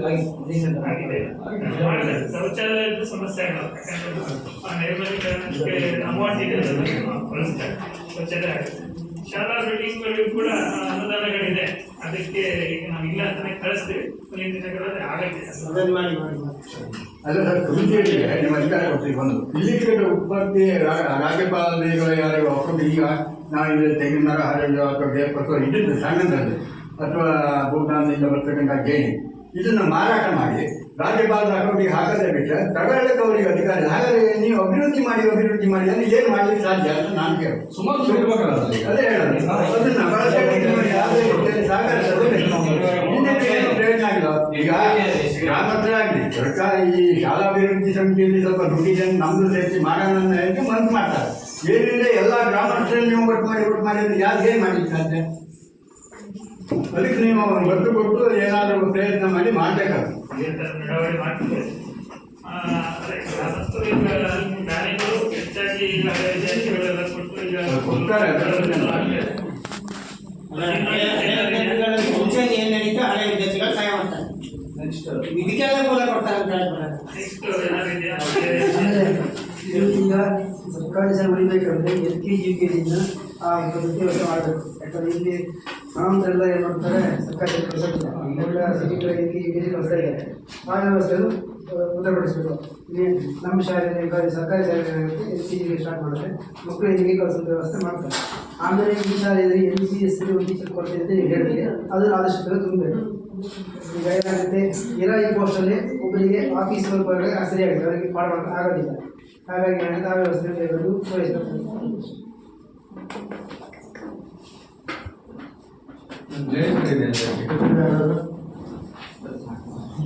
ಈಗ ವಿಶೇಷವಾಗಿ ಇಲಾಖೆ ಕಡೆಗಳಿಗೆ ನಾವು 144 ಪಾಯಿಂಟ್ ನಾವು ಚೆಕ್ ಮಾಡ್ತೀವಿ. ಅದರಲ್ಲಿ ನಮ್ಮ ಶಾಲೆಯನ್ನು ಅವರು ಪರಿಶೀಲನೆ ಮಾಡಿದ್ದಾರೆ. ಅದನ್ನು ಪರಿಶೀಲನೆ ಮಾಡಿ ನೀವೆಲ್ಲ ನಿಮ್ಮ ಎದುರುಗಡೆ ಎಲ್ಲ ಮಾಡಿದ್ದಾರೆ, ನೋಟೆಡ್ನ ಎಲ್ಲ ಹೇಳಿದ್ದಾರೆ. ಇದರಲ್ಲಿ ಒಂದು 2 ಪಾಯಿಂಟ್ಗಳಲ್ಲಿ ನಮ್ಮದು ಲೋಪದೋಷಗಳನ್ನು ಅವರು ಏಕೆ ತೋರಿಸಿದ್ದಾರೆ. ಉಳಿದ 130 ಅಥವಾ 135 ಪಾಯಿಂಟು ನಮ್ಮ ಶಾಲೆ ಸರಿಯಾದ ದಾರಿಯಲ್ಲಿ ನಡೀತಿದೆ ನಮ್ಮ ಮನೋಭಾವನೆ ಅವರ ಇದು ಆಡಿಟ್ ರಿಪೋರ್ಟಿಂದ ನಿಮ್ಮೆಲ್ಲರ ಗಮನಕ್ಕೆ ಬಂದಿದೆ, ಹಾಗೆ ನಮ್ಮ ಗಮನಕ್ಕೂ ಬಂದಿದೆ. ಅದನ್ನು ಎಷ್ಟು ನಾವು ತೆರೆಗಡೆ ಆಗಿದ್ದೀವನ್ನ ನೀವೇ ಹೇಳಬೇಕು. ಅದೊಂದು ವಿಷಯ. ವಿಶೇಷವಾಗಿ ನಮ್ಮ ಶಾಲೆ ಕುಂದುಕೊರತೆಗಳ ಬಗ್ಗೆ ಹೇಳಬೇಕು ಅಂದರೆ ನಮ್ಮ ಶಾಲೆಯಲ್ಲಿ ಮೇಯ್ನ್ ಶಿಕ್ಷಕರ ಕೊರತೆ. ಏನಂದರೆ ನಮ್ಮ ಶಿಕ್ಷಕರ ಕೊರತೆ ಯಾವಾಗ ಆಗುತ್ತೋ ಅವಾಗ ಶೈಕ್ಷಣಿಕ ಮಕ್ಕಳ ಗುಣಮಟ್ಟ ಕಡಿಮೆ ಆಗುತ್ತೆ. ಅದೊಂದು ಮೇನ್ ಫಸ್ಟ್ ನಮ್ಮ ಶಾಲೆಗೆ ಬೇಕಾಗಿರೋದು ಶಿಕ್ಷಕರ ಕೊರತೆ. ಅದೇ ಯಾವ ಶಿಕ್ಷಕರು ನಮ್ಮ ಶಾಲೆಯಲ್ಲಿ ಖಾಸಗಿ ಶಾಲೆ ಮಕ್ಕಳು ಹೋಗಿ ಶುರು ಮಾಡ್ತಾರೆ. ಮಕ್ಕಳು ಯಾವ ಖಾಸಗಿ ಶಾಲೆ ಮಕ್ಕಳು ಹೋಗ್ತಾರೋ ಈ ಸ್ಟ್ರೆಂತ್ ಕಡಿಮೆ ಆಗುತ್ತೆ, ಶಿಕ್ಷಕರ ಕೊರತೆ ಇನ್ನೂ ಕಡಿಮೆ ಆಗುತ್ತೆ. ನಮ್ಮಿಂದ ಕೇವಲ 2 ಕಿಲೋಮೀಟರ್ ದೂರದಲ್ಲಿ ಒಂದು ಶಾಲೆ ಹಾಳಾಗಿದೆ. ಅದು ಸರ್ಕಾರಿ ಶಾಲೆ ಹೌದು, ಬರೀ ಹಂಚುಗಳಿದೆ, ಬರೀ ಗೋಡೆ ಮಾತ್ರ ಇದೆ. ನಾನು ಇವಾಗ ತೋರಿಸ್ತೀನಿ, ನಾನು ಸುಳ್ಳು ಹೇಳೋ ಅಂಶ ಏನಿದೆ. ಮತ್ತು 2 ಮತ್ತೊಂದು ನಮ್ಮ ಶಾಲೆಗೆ ಮುಖ್ಯವಾಗಿ ಅಗತ್ಯವಾಗಿ ಬೇಕಾಗಿರೋದು ನಮ್ಮ ಶಾಲೆಯಲ್ಲಿ ನಮ್ಮದೇ ಆದ ಒಂದು ಬಾವಿ ಇದೆ. ನಮಗೆ ತುಂಬ ನೀರಿನ ಅಗತ್ಯ ಇದೆ. ನಮ್ದು ಇದೆ, ನೀವು ನೋಡ್ತಾ ಇದ್ದೀರಿ 2.5 ಎಕರೆ ಪ್ಲಾಟ್ ಇದೆ. ಆ 2.5 ಎಕರೆ ಪ್ಲಾಟಿಗೂ ನಮಗೊಂದು ಸರಿಯಾದ ಒಂದು ಸಮಗ್ರ ನೀರಿನ ವ್ಯವಸ್ಥೆ ಏನಾದರೂ ನಮ್ಮ ಶಾಲೆಗೆ ಸಿಕ್ಕಿದ್ರೆ ಅದನ್ನು ತೋಟಗಳನ್ನು ಮಾಡಿ ಅದನ್ನು ಜವಾಬ್ದಾರಿಯನ್ನು STM ತಗೊಂಡು ಅದರಲ್ಲಿ ಬರುವ ಆದಾಯವನ್ನು ಶಾಲೆಯ ಸರ್ವೋತ್ತಮ ಮುಖ ಅಭಿವೃದ್ಧಿ ನಾವು ಬಳಸ್ಕೊಂಡು 2.5 ಎಕರೆ ಜಾಗ ಇರುತ್ತೆ ನಮ್ಮ ಶಾಲೆಗೆ. ಅದು ನಮಗೆ ಈ ಶಾಲೆ STMC ಇಬ್ಬರಲ್ಲೇ ಇದೆ. ಯಾವುದೋ ಭೂದಾನ ಅಥವಾ ಬೇರೆ ಯಾವುದೇ ಖಾಸಗಿ ವ್ಯಕ್ತಿಗೆ ಕಾಂತದಲ್ಲೇ ಇದೆ. ಅದು ಕೇವಲ ಗೇರ್ ಬರುತ್ತೆ, ಒಂದು 6,000 to 7,000 ರೂಪಾಯಿ ನಾವು ಹರಾಜು ಹಾಕ್ತೀವಿ. ಅದರಲ್ಲಿ ಏನು ಆದಾಯ ಇಲ್ಲ. ನಮ್ಮ ನೀರಿನ ವ್ಯವಸ್ಥೆ ಇದೆ. STMC ಇವತ್ತು ನಾವು ಇರ್ತೀವಿ, ನಾಳೆ ಮತ್ತೊಬ್ಬರು ಬರ್ತಾರೆ, ಅದು ಮುಂದುವರ್ಸ್ಕೊಂಡು ಹೋಗಿ ಹಣ್ಣಿಂದು ತೋಟದ್ದು ಅಥವಾ ಫಲ ಬರುವಂಥದ್ದು ಅಥವಾ ವಾಣಿಜ್ಯ ಬೆಳೆಗಳನ್ನು ಬೆಳೆದ್ರೆ ಆ ಬಂದ ಹಣದಿಂದ ನಾವು ಶಾಲೆ ಅಭಿವೃದ್ಧಿಗಳನ್ನು ನಾವು ಮುಕ್ತವಾಗಿ ಬಳಸ್ಕೊಂಡು ಮತ್ತು ಯಾವುದೇ ಇಲಾಖೆಗಳನ್ನು ಪೂರ್ತಿ ನಮ್ಮ ಗ್ರಿಪ್ಪನಾದ ಹಣದ ಅಧಿಕಾರವನ್ನು ಶಾಲೆ STMC ಕಮಿಟಿಗೆ ಕೊಡ್ತದೆ. ಏನು ರಾಜ್ಯಪಾಲರಿಗೆ ಕೂಡ ಒಂದು ನೀರಿನ ವ್ಯವಸ್ಥೆ ಒಂದು ಆಗಿದ್ರೆ ನಾವೊಂದು ಬಾವಿಯನ್ನು ಸಿಕ್ಕಿದ್ರೆ ಅದೊಂದು ತುಂಬ ಅನುಕೂಲ. ಬಾವಿ ಇದೆಯಲ್ಲ ಅದು ಯಾವುದು ಶಾಲೆಗಾಗಿ ಒಂದು ಬಾವಿ ಆಗಿದೆ. ನೀರಿನ ಕೊರತೆ ನೀರಿನ ಕೊಡ್ತಾರೆ ಎಲ್ಲ ನಾಡು. ಆ ಜಾಗದ ಸುಪಾರ್ತಿ ಯಾರು ನನ್ನ ಮಂತ್ರನೇ ಇದೆಯಾ? ಇಲ್ಲ, ಮಾತ್ರ ಇದೆ ನಮ್ಮ ಶಾಲೆ ಇದೆ. ಮತ್ತೊಂದು ಸರ್ ನೆಕ್ಸ್ಟ್ ಪಾಯಿಂಟ್ ಏನಂದರೆ ನಮಗೆ ಪ್ರೇಯರ್ ಮಾಡೋದಕ್ಕೆ ಭಾಳ ಸಮಸ್ಯೆ ಆಗುತ್ತೆ. ಅಂದರೆ ನೀವು ಕೇವಲ ನೀವು ಬಂದಿದ್ದೀರಿ ನಿಮ್ಮ ಹತ್ರ ತಿಳಿಸ್ಬೇಕು ಅನ್ನೋ ಉದ್ದೇಶಕ್ಕೆ ನಾವು ತಿಳಿಸ್ತಾ ಇಲ್ಲ. ನಮಗಿರುವ ಶಾಲೆ ಸಮಸ್ಯೆ ಹೇಳ್ತಾ ಇದೆ. ಮಳೆಯಲ್ಲಿ ಮಕ್ಕಳನ್ನ ಇಲ್ಲಿ ನಿಲ್ಲಿಸಿ ಪ್ರೇಯರ್ ಮಾಡೋಕ್ಕಾಗಲ್ಲ. ಇದೊಂದು ಮಾಡಬೇಕು ಅಂತ ನಮ್ಮದೊಂದು ಉದ್ದೇಶ ಇದೆ. ಮಳೆಗಾಲದಲ್ಲಿ ಬಿಸಿಲುಗಾಲದಲ್ಲಿ ಎಲ್ಲ ಉದ್ದೇಶದಿಂದ ಅದೊಂದು ಮಾಡಬೇಕು. ಅದೊಂದು ಸಹ ನಮಗೆ ಕೊರತೆ ಇದೆ. ಮತ್ತೊಂದು ಮುಖ್ಯವಾದ ಕೊರತೆ ಅಂದರೆ ನೀವು ಗಮನಿಸ್ತೀರಿ, ಅದು ನೀವು ನೋಟೆಡ್ 144 ಪಾಯಿಂಟಲ್ಲಿ ಹೇಳಿಲ್ಲ. ನಮ್ಮ ಶಾಲೆ ಅಂದರೆ ಒಂದು 2 ರೂಮ್ ನಮ್ದು ಗೋಡ ನಮಗೆ ಇಲಾಖೆಯನ್ನು ನಮ್ಮ ಕೆಲವೊಂದು ವಸ್ತುಗಳಿದ್ದಾರೆ, ಅದನ್ನು ನಾವು ಹಣಿಯಂಗಿಲ್ಲ ಇಟ್ಕೊಳ್ಳೋದಿಲ್ಲ. ಹೊಣದ್ರೆ ಇನ್ನೊಂದು ದಿನ ಬಂದು ಈ ಸ್ಟಾಕ್ ವೆರಿಫಿಕೇಶನ್ ಅಥವಾ ಇಲಾಖೆ ಬಂದು ಸರ್ ಅದನ್ನು HM ಸರ್ ಅದು ಏನಿದೆ ಅಂತ ಅವ್ನು ಕೇಳ್ತಾರೆ. ಇಲ್ಲ ಸರ್ ನಾವು ಹಣ ಬಿಟ್ಟಂದ್ರೆ ಅವ್ರು ಹೊಣಿಯಂಗಿಲ್ಲ. ಕೆಲವೊಂದೊಂದು ಹೊಡಿಯಕ್ಕೆ ಬರೋದು ಇಲ್ಲ. ಇನ್ನು ಯಾವತ್ತೋ ಒಂದಿನ ಉಪಯೋಗ ಬರೋದು. ನೀವು ಪಕ್ಕದ ರೂಮ್ ಹೋಗಿ ನೋಡಿಲ್ಲ ಸರ್, ಬೋರ್ಡ್ ಅಂತರ ಆಗಿದೆ. ನಮ್ಗೊಂದು ಇನ್ನೊಂದು ಕೊಠಡಿಯ ಅವಶ್ಯಕತೆ ಇದೆ. ಯಾಕಂದ್ರೆ ಎಲ್ಲ ವಸ್ತುಗಳನ್ನು ನಾವು ಇಲ್ಲೇ ಸರ್ಕೊಂಡು ಇಲ್ಲೇ ಪಾಠ ಮಾಡಿ ಈ ಕಿಟಿಗಳಿಲ್ಲ ಹಾವು ಒಂದು ಸೇರ್ಕೊಂಡು ಏನು ಮಾಡೋದು? ಅಥವಾ STMC ಕಮಿಟಿ ದಿನ ಬಂದು ಅಧ್ಯಕ್ಷ ಬಂದು ದಿನ ಚೆಕ್ ಮಾಡ್ತಾ ಇರೋದಪ್ಪ ಅದು. ಅದೊಂದು ಮೇಯ್ನ್ ಒಂದು ಕೊಠಡಿಗೆ ಕೊರತೆ ಇದೆ. ಏನೋ ವೇಸ್ಟು ಬಳಕೆ ಬರದಿರುವಂಥ ವಸ್ತುಗಳು ಯಾವ್ದಾದ್ರು ಅಲ್ಲಿ ಇಟ್ಟರೆ ನಮ್ಗೆ ತುಂಬ ಅನುಕೂಲ ಆಗುತ್ತೆ. ಹಾಗಂದ್ರೆ ನಾವು ಬೇಡ ಅದನ್ನು ತೆಗೆದು ಹಣ್ಣು ಕೊಡೋಣ, ಹಣಿಯಂಗೂ ಇಲ್ಲ. ಯಾವುದೋ ಒಂದಿನ ಇಲಾಖೆ ಒಂದು ಸಾಲ ನಿಮ್ಮ ಶಾಲೆಯಲ್ಲಿ ಇಷ್ಟು ಹುಟ್ಟಿಕಲ್ಲ ಅದು ಎಲ್ಲೋಯ್ತು ಅಂತ ಹೇಳ್ತಾರೆ. ಅವ್ರಿಗೆ ಉತ್ತರ ಅವ್ರು ಕೊಡೋದು ಯಾವುದೋ ಒಂದು ಬೇಡದ ವಸ್ತುಗಳಿರ್ತವೆ. ಅದೊಂದು ನಮ್ಮ ಗಮನದಲ್ಲಿದೆ. ಅದು ಇನ್ನೊಂದಿನ ನಾವು ಸಿದ್ಧತೆಯನ್ನು ಮಾಡಿ ಅದನ್ನೆಲ್ಲ ಕ್ಲೀನ್ ಮಾಡಿ ಬೇಡದಿರೋ ವಸ್ತುಗಳು ಅಥವಾ ಉಪಯೋಗ ಬರೋದನ್ನ ಒಂದು ಲೀಸ್ಟ್ ಮಾಡಿ ಹೊರಗೆ ನಮ್ಮ ಕಮಿಟಿ ಹತ್ರ ಮಾತಾಡಿದ್ವಿ. ನಮ್ಮ ಎಲ್ಲ ನಮ್ಮ ಪೋಷಕರ ಗಮ ತಮ್ಮ ಗಮನಕ್ಕೆ ನಾವು ತರ್ತಾ ಇದ್ದೀವಿ. ಮತ್ತೊಂದಂದ್ರೆ ಇದು ಕೇವಲ ನನ್ನ ವೈಯಕ್ತಿಕ ಅಭಿಪ್ರಾಯ ಅಥವಾ ಇಲಾಖೆ ಇದಕ್ಕೆಲ್ಲ ಜವಾಬ್ದಾರಲ್ಲ. ಆದರೂ ಸಹ ಸಿಲೆಬಸ್ ಖಂಡಿತವಾಗಿ ಬದಲಾವಣೆ ಆಗುತ್ತೆ. ಯಾಕಂದ್ರೆ ನಾವು ಮಕ್ಕಳಿಗೆ ಪಾಠ ಮಾಡ್ತಾ ಇದ್ವು ಅದು ತುಂಬ ಹಳೆಯದು. ಅದೀಗ ಅಪ್ಡೇಟ್ ಆಗಲೇಬೇಕು. ಅಪ್ಡೇಟ್ ಆಗಿಲ್ಲ ಅಂದರೆ ಮುಂದಿನ ಜನ್ರೇಷನ್ಗೆ ತುಂಬ ತೊಂದರೆ. ನಾವು ಜಾಗತಿಕ ಮಟ್ಟದಲ್ಲಿ ನಮ್ಮ ಮಕ್ಕಳನ್ನ ನಾವು ಪ್ರಿಪೇರ್ ಮಾಡೋದು. ಯಾವುದೋ ಹಿಂದಿನ ಕಾಲದ್ದು ಸ್ವತಂತ್ರ ಯಾವಾಗ ಬಂತು ಕೇಳೋ ಈಗಲೂ ನಾವು ಅದೇ ಪ್ರಶ್ನೆ ಕೇಳ್ತೀವಿ. ಅದ್ರ ಬದಲಾಗಿ ಮಕ್ಕಳನ್ನ ಹೊಸ ಚಿಂತನೆ ನಡೆಸುವಂಥದ್ದು ಅಥವಾ ಹೊಸ ಯೋಜನೆ ಮಕ್ಕಳನ್ನ ನಾವು ರೆಡಿ ಮಾಡಿದಂದ್ರೆ ನಾವು ಖಂಡಿತ ನಾವು ಹಿಂದುಳಿದ್ವಿ ಸರ್. ಯಾಕಂದರೆ ಜಾಗತಿಕ ಮಟ್ಟದಲ್ಲಿ ಮಕ್ಕಳು ಎಷ್ಟಿದ್ದಾರೆ ಅಂದರೆ ನಮಗಿಂತ 30ರಿಂದ 60 ವರ್ಷ ಇನ್ನು ಮುಂದಿದ್ದಾರೆ. ನಾವಿಲ್ಲಿ ಭಾಳ ಹಿಂದೆ ಯಾವಾಗ ಸ್ವತಂತ್ರ ಬಂತು ಅಥವಾ ಅದು ಬೇಕು, ಆ ಜನನ ಬೇಕು. ಅದ್ರ ಜೊತೆಗೆ ಇನ್ನು ಹೊಸ ಶೈಕ್ಷಣಿಕ ಪದ್ಧತಿ ಸಿಲೆಬಸ್ ಅಪ್ಡೇಟ್ ಮಾಡಿದಂದರೆ ನಾವು ಶೈಕ್ಷಣಿಕವಾಗಿ ನಮ್ಮ ಮಕ್ಕಳು ಖಂಡಿತ ಹಿಂದುಳಿದಲ್ಲಿ ಅನುಮಾನನೇ ಇಲ್ಲ. ಇದು ಕೆಲವರಿಗೆ ನೋವಾದರೂ ನಮ್ಮೊಂದು ತೊಂದರೆ ಇಲ್ಲ. ಮತ್ತೊಂದು ಇಂಗ್ಲೀಷು ಅಂತ. ಇಂಗ್ಲೀಷು ವಿಶೇಷವಾಗಿ ತುಂಬ ಅಗತ್ಯ ಇದೆ. ನಾವು ಕನ್ನಡ ಶಾಲೆ, ನಾವು ಕನ್ನಡ ಮಾತೃಭೂಮಿ, ನಾವು ಕನ್ನಡ ಕಲಿಯುವ ವಿಶೇಷವಾಗಿ ಅಭಿಮಾನ ಇದೆ. ಆ ಅಭಿಮಾನ ನಮ್ಮ ಹತ್ರ ಇರಲೇಬೇಕು. ಇವತ್ತು ನಮ್ಮ ಮಕ್ಕಳು ಯಾವುದೇ ಕಾರಣಕ್ಕೂ ಇಂಗ್ಲೀಷಲ್ಲೇ ನಾನು ಹಿಂದುಳಿದ್ರೆ ಅವ್ರು ಖಂಡಿತ ಜಾಗತಿಕ ಮಟ್ಟದಲ್ಲಿ ಮುಂದುವರೆದು. ನಾವೆಲ್ಲ ಯಾಕೆ ನಡಿಲೇ ಇದ್ದೀವಿ, ಯಾಕೆ ಜಾಸ್ತಿ ಓದಿಲ್ಲ ಅಂದರೆ ನಮ್ಗೆ ಇಂಗ್ಲೀಷ್ ಕೊಡ್ತೀವಿ. ನಾವು ಕಲ್ತಿದ್ದೆಷ್ಟು 5ನೇ ಕ್ಲಾಸ್, ನಾವು ABCD ಕಲ್ತಿದ್ದೆಷ್ಟು 7ನೇ ಕ್ಲಾಸಿಗೆ ನಮ್ಗೆ ಸರಿಯಾಗಿ ABCD ಬರ್ತದೆ. ಕನ್ನಡ ಶಾಲೆ ಮಟ್ಟದಲ್ಲಿ ಆ ಪರಿಸ್ಥಿತಿ ಅದನ್ನು ಸುಧಾರಿಸಬೇಕು. ನಮ್ಮ ಉದ್ದೇಶ ಅಂದರೆ ಒಳ್ಳೆ ಇಂಗ್ಲೀಷ್ ಟೀಚರ್ ಬಂದಿದ್ದಾರೆ, ಅವ್ರು ಚೆನ್ನಾಗಿ ಪಾಠ ಮಾಡಿದ್ದಾರೆ. ಇಂಗ್ಲೀಷ್ ಟೀಚರ್ ಒಬ್ಬರೆಲ್ಲ ಎಲ್ಲ ಟೀಚರ್ಸು ಚೆನ್ನಾಗೇ ಪಾಠ ಶಾಲೆ ಇಲ್ಲ. ಅವ್ರು ಶಾಲೆ ಹ್ಯಾಂಡ್ ಇದ್ದಾರೆ ಮತ್ತು ಎಲ್ಲ ಟೀಚರ್ಸ್ಗಳು ತುಂಬ ಚೆನ್ನಾಗಿ ಪಾಠ, ಅದು ಅಬ್ಜೆಕ್ಷನ್ ಇಲ್ಲ. ಇಂಗ್ಲೀಷನ್ನು ಮಕ್ಕಳಿಗೆ ನಮ್ಮ ಕನ್ನಡ ಶಾಲೆಯಲ್ಲಿ ಪ್ರಾಥಮಿಕ ಹಂತದಿಂದ ಸೀರಿಯಸ್ ಆಗಿ ನಾವು ಮಾತಾಡೋದು, ಬರೆಯೋದು, ಓದೋದು ನಾವು ಕಲಿಸಲಿಲ್ಲ ಅಂದರೆ ನಾವು ಎಷ್ಟೇ ಏನು ಪ್ರವಚನ ಮಾಡಿದ್ರು ಏನು ಉಪಯೋಗ ಇಲ್ಲ. ಅದೊಂದು ಇಲಾಖೆ ಕಡೆಯಿಂದ ಕಲಿಕೆ ಆಗ್ತಾರೆ, ಕಲಿಕೆ ಆಗ್ತದೆ. ಆದರೆ ಅದು ಸಮಗ್ರ ನಮ್ಮ ಶಾಲೆಯಲ್ಲಿ ಇಂಗ್ಲೀಷ್ ಟೀಚರ್ ಇದ್ದಾರೆ, ಕೆಲವು ಶಾಲೆಯಲ್ಲಿ ಇಂಗ್ಲೀಷ್ ಟೀಚರ್ ಇಲ್ಲ. ಅವ್ರು ಹೆಂಗೆ ಕಲಿತಾರೆ ಸರ್, ನೀವೇ ಆಲೋಚನೆ ಮಾಡಿ. ಅದೊಂದು. ಮತ್ತೊಂದು, ಯಾವ ಊರಲ್ಲಿ ಆಸ್ಪತ್ರೆ ಮತ್ತು ಸ್ಕೂಲ್ ಚೆನ್ನಾಗಿರುತ್ತೋ ತುಂಬ ಚೆನ್ನಾಗಿರುತ್ತೆ. ನೀವು ಆಲೋಚನೆ ಮಾಡಿ. ಇವತ್ತು ಆಸ್ಪತ್ರೆಗೆ ಹೋದರೆ ನಮ್ಮ ಖರ್ಚು ಎಷ್ಟಾಗುತ್ತೆ? ಪ್ರೈವೇಟ್ ಆಸ್ಪತ್ರೆಗೆ ಹೋದರೆ ಲಕ್ಷ ಕೋಟಿ ಕೊಡುವಂಥ ಪರಿಸ್ಥಿತಿ. ಇದು ಅಪ್ರಸ್ತುತ ಈ ಸಮಯಕ್ಕೆ. ಆದರೂ ಸಹ ನಾವು ಮಾತಾಡ್ತೀವಿ. ಮತ್ತು ಗೌರ್ಮೆಂಟ್ ಶಾಲೆ ಇವತ್ತು ಖಾಸಗಿ ಶಾಲೆಗೆ ಒಂದು ಕಾನ್ವೆಂಟಿಗೆ 1 ಲಕ್ಷ ರೂಪಾಯಿ ಪೇಮೆಂಟ್ ಕೊಡೋ ಪರಿಸ್ಥಿತಿ ಇದೆ. ಗೌರ್ಮೆಂಟ್ ಶಾಲೆ ಬಂದರೆ ಈ ಟೀಚರ್ಸ್ ಇಲ್ಲ, ಎಲ್ಲ ಒಬ್ಬರೇ ಇರ್ತಾರೆ. ಮಕ್ಕಳಿಗೆ ನಮ್ಮ ಮಕ್ಕಳು ಉದ್ಧಾರ ಆಗಲಿ, ಒಳ್ಳೆ ಶಾಲೆ ಹೋಗಲಿ ಅಂತೇಳಿ ಅವ್ರು ದುಡ್ಡಿದ್ದನ್ನೆಲ್ಲ ತಾನು ನಾವು ಹಾಕುವ ಪರಿಸ್ಥಿತಿ ಆ ಮಸ್ತಿಗೆ ಬಂದಿದೆ. ಯಾರಿಗೂ ಖಾಸಗಿ ಶಾಲೆ ವ್ಯಾಮೋಹ, ಗೌರ್ಮೆಂಟ್ ಶಾಲೆಯಲ್ಲಿ ಈ ಪರಿಸ್ಥಿತಿ ಅದು ಆಗಬಾರ್ದು. ಆ ಭಾವನೆ ನಮ್ಮದು. ಯಾಕಂದರೆ ಇವತ್ತು ಖಾಸಗಿ ಶಾಲೆ ಹಾವಳಿ ತುಂಬ ಆಗಿಬಿಟ್ಟಿದೆ. ನಮ್ಮ ಹೊಸನಾಡದಂತ ಇಡೀ all over Karnataka, all over India ನೀವು ನೋಡಿ. ನಮ್ಮ ಊರಿಗೆ 3 ಬಸ್ ಬರ್ತಾ ಇದೆ.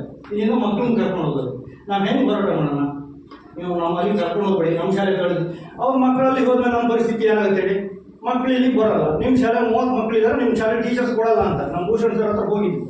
ನಿಮ್ಮಲ್ಲಿ ಶಾಲೆ ಸ್ಟ್ರೆಂತ್ ಕಡಿಮೆ, ನಿಮ್ಮ ಟೀಚರ್ಸ್ ಕೊಡೋಕ್ಕೆ ಬರಲ್ಲ ಅಂದ್ರೆ ಅವ್ರು ಬೇರೆ ಹೆಲ್ಪ್ ಮಾಡಿ ಏನೋ ಒಂದು ಅನಿಶ್ಚಿತ ನಮ್ಮ ಒಂದು ಗೆಸ್ಟ್ ಟೀಚರ್ ಕೊಟ್ಟರು. ಅವ್ರು ಕೊಡಲಿಲ್ಲ ಅಂದರೆ HM ಒಂದು 2-3 ಜನ ಟೀಚರ್ಸ್. HM ಏನು ಅವ್ರಿಗೆ ಮತ್ತೊಂದು ಅದನ್ನು ನಾನು ಹೇಳ್ಬೋದು.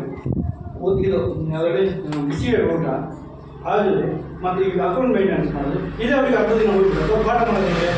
2 ಟೀಚರ್ಸ್ ಇರ್ತಾರೆ ಅಂತ ಇದ್ದಾರೆ, ಒಬ್ಬರು ಅದನ್ನು ಮಾಡ್ತಾರೆ. ಉಳಿದವ್ರು ಏನು ಮಾಡ್ತಾರೆ?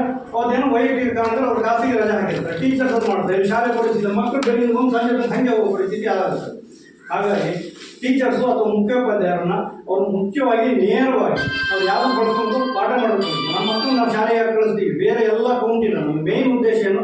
ಮಕ್ಕಳಿಗೆ ಪಾಠ ಆಗೋಂಥದ್ದು, ನಮ್ಮ ಮಕ್ಕಳು ಅಭಿವೃದ್ಧಿ ಹೊಂದೋದು ನಮ್ಮ ಉದ್ದೇಶ. ಹಾಗಾಗಿ ಟೀಚರ್ಸಿಗೆ ಸರ್ ತುಂಬ ಭಯ ಆಗ್ತಾಯಿದೆ. ಬಿಸಿ ಊಟ ಮಾಡೋದು, ಅವರಿಗೆ ಅಪ್ಡೇಟ್ ಮಾಡೋದು, 10 ನಿಮಿಷಕ್ಕೆ ಅವ್ರು ಆನ್ಲೈನಲ್ಲಿ ಮಾಡೋದು. ಇಲ್ಲೇ ಮಾಡ್ತಾರೆ, ನೆಕ್ಸ್ಟ್ ಸಿಗಲ್ಲ. ಮಿಡಲೋದವ್ರು ಹೋಗಿ ಮಧ್ಯಾಹ್ನದ ದೋರ್ ಮೀಟಿಂಗ್ ಹೋಗಿ ಅದನ್ನು ಮಾಡೋದು. HM ಅಲ್ಲೇ ಹೋಗಿ ಮತ್ತು ಅವ್ರಿಗೆ ಟೀಚರ್ ರಜೆ ಆಗಿರ್ತಾರೆ. ಇರೋದೇ 2 ಟೀಚರ್ಸ್ ನಮ್ಮ ಶಾಲೆ ಪರಿಸ್ಥಿತಿ ಬೆಳಗ್ಗೆ ಸಂಜೆ ತನಕ ಬಂದು ಮಕ್ಕಳು ಹಾಗೆ ಮನೆ ಹೋಗೋ ಪರಿಸ್ಥಿತಿ ಆಗ್ತದೆ. ಇದು ನಡೆದಿರೋಂಥ ವಾಸ್ತವ ಇದೆ ಸರ್. ಹಾಗಾಗಿ ನಮ್ಮ ಶಾಲೆ ಪರಿಸ್ಥಿತಿ ನೀವು 144 ಪಾಯಿಂಟ್ ನೋಡಿದ್ರೆ, ಆ 144 ಪಾಯಿಂಟಲ್ಲಿ ಈ 4 ವಿಷಯಗಳು ಯಾವುದು ಬಂದಿಲ್ಲ. ಯಾರಿಗೆ ಬೇಜಾರಾದ್ರೂ ತೊಂದರೆ ಇಲ್ಲ. ನನ್ನ ವೈಯಕ್ತಿಕ ಅಭಿಪ್ರಾಯ ನಿಮ್ಮ ಹತ್ರ ಹೇಳ್ತೇನೆ. ಮತ್ತು ನಮಗೆ ಒಂದು ಸ್ಮಾರ್ಟ್ ಕ್ಲಾಸ್ ಬೇಕು, ಮಕ್ಕಳನ್ನ ಒಂದು ಒಳ್ಳೆಯ ರೀತಿಯಿಂದ ಮಾಡೋಂಥದ್ದು. ಮತ್ತು ಶೌಚಾಲಯ ಹೇಳಿದ್ರು ನಮ್ಮ ಶಾಲೆ ಶೌಚಾಲಯ ಚೆನ್ನಾಗಿಲ್ಲ ಅಂತ. ಅದು ನೇರವಾಗಿ ನಮ್ಮ ಕಮಿಟಿಯವರು ಸದಸ್ಯರು ಪೋಷಕರು ನಾವು 3-4 ಸತಿ ಬಂದು ತೊಳೆದಿವಿ ಸರ್. ಆ್ಯಸಿಡ್ ಹಾಕಿ ನಾವೇ ಕ್ಲೀನ್ ಮಾಡಿ ತೊಳೆದು. ಈಗ ಜಿಲ್ಲಾ ಪಂಚಾಯತಿನ ಸುಸಜ್ಜಿತವಾದ 5,20,000 ಟಾಯ್ಲೆಟ್ ರೆಡಿಯಾಗಿದೆ. ಇಲಾಖೆ ಏನು ಹೇಳುತ್ತೆ? ಮಕ್ಕಳಿಂದ ತೊಳಸಂಗಿಲ್ಲ ಅಂತಾರೆ. ನಾವು ಮಕ್ಕಳ ಹತ್ರ ಯಾರನ್ನೂ ತೊಳಸ್ತಾ ಇಲ್ಲ. ಅಥವಾ ಕಮಿಟಿಗಳು ಅಧ್ಯಕ್ಷ ಉಪಾಧ್ಯಕ್ಷ ಸದಸ್ಯರು ಬಂದು ದಿನ ತೊಳೆಯೋಕ್ಕಾಗತ್ತಾ? ಅವರಿಗೂ ಆಗಲ್ಲ. ಇದು ಸಮಸ್ಯೆ. ಹಿಂಗೆ ಮಕ್ಕಳು ನೀರು ಹಾಕಿದ್ರೆ ಅವ್ರು ಸಣ್ಣ ಮಕ್ಕಳು, ಅವ್ರು ಹಾಕಲ್ಲ. ಅವ್ರು ನೀರು ಹಾಕಿಲ್ಲ ಅಂದ್ರೆ ಏನಾಗುತ್ತೆ? ಸ್ಮೆಲ್ ಬಂದೇ ಬರುತ್ತೆ. ಇದು ವಾಸ್ತವಿಕ. ಅಥವಾ ಅಧ್ಯಕ್ಷ ಬಂದು ದಿನ ಬಂದು ತೊಳಿಬೇಕಾಗತ್ತಾ? ಅದು ಕಾಣಲ್ಲ. ಕಮಿಟಿಯಲ್ಲಿ ನೀವು ಬಂದು ಏನ್ರಿ ಅವ್ರದ್ದೆಲ್ಲ ನಾವು ಕೊಡ್ಸೋಕ್ಕಾಗತ್ತ ಅಂತ ಅವ್ರು ಕೇಳ್ತಾರೆ. ಹಂಗಲ್ಲ ಆಗಲ್ಲ. ಹಾಗಾಗಿ ಆದಷ್ಟು ಮಕ್ಕಳಿಗೂ ಜಾಗೃತಿಯನ್ನು ಕೊಟ್ಟು ಅವರಿಗೂ ನಾವು ಶಿಕ್ಷಣ ಇದನ್ನು ಕೊಟ್ಟು ಅವರು ಬೇರೆ ಯಾರ ಮಕ್ಕಳು ಯಾರು ಹೊಡೆಯಬೇಕು. ಅವರು ಈ ಸತಿ ಯಾವ ಟಾಯ್ಲೆಟ್ ಇರುತ್ತೆ ಅದನ್ನು ಚೆನ್ನಾಗಿ ನೀರಿಗೆ ಹಾಕಿ ಸ್ವಚ್ಛತೆ ಇಟ್ಕೊಳ್ಳಿ ಅಂತ ಹೇಳಿದ್ವಿ. ಸುಣ್ಣ ಬಣ್ಣ ಮಾಡಿದ್ವಿ, ಹೋದ ವರ್ಷ ಹಾಳಾಗಿತ್ತು, ಸರಿ ಮಾಡಿದ್ವಿ. ಮತ್ತು ಜಿಲ್ಲಾ ಪಂಚಾಯತ್ ಅವ್ರನ್ನ ಕೇಳ್ಕೊಡ್ತೀವಿ. ಅವರು ನಮ್ಗೆ ಅದನ್ನು ವ್ಯವಸ್ಥಿತವಾಗಿ ಅವರು ಮಾಡಿಕೊಡ್ತೀವಿ. ಮತ್ತು ಮಕ್ಕಳಿಗೆ ನಾವೀಗ ಏನು ಮಾಡ್ತೀವಿ ಅಂದರೆ ಅವ್ರು ಪದವಿ ತಗೊಂಡು ಬರ್ತಾರೆ ಸರ್. ಪದವಿ ತಗೊಂಡು ನಾವು ಹೊರಗಡೆ ಬರೋ ಪರಿಸ್ಥಿತಿ ಏನಾಗಿರುತ್ತೆ? ತೊಗೊಂಡು ಬಿಟ್ಟಂಗಾಗಿದೆ. ನಿಜವಾದ ಸ್ಕಿಲ್ ಅವ್ರ ಹತ್ರ ಇಲ್ಲ. ಸ್ಕಿಲ್ ಅಂದರೆ ಅವ್ರಿಗೆ ಸರಿಯಾದ ತರಬೇತಿ, ಅವರಿಗೆ ಸ್ಕಿಲ್ಲು, ಅವ್ರಿಗೆ ಏನು ಕೊಡಬೇಕು ಅದು ನಾವು ಕೊಡ್ತಾ ಇಲ್ಲ ಸರ್. ಏನಾಗುತ್ತೆ ಅಂದರೆ ಅವರಿಗೆ ಕಣ್ಕಟ್ಟು ಬಿಟ್ಟಂಗೆ ಆಗಿರುತ್ತೆ.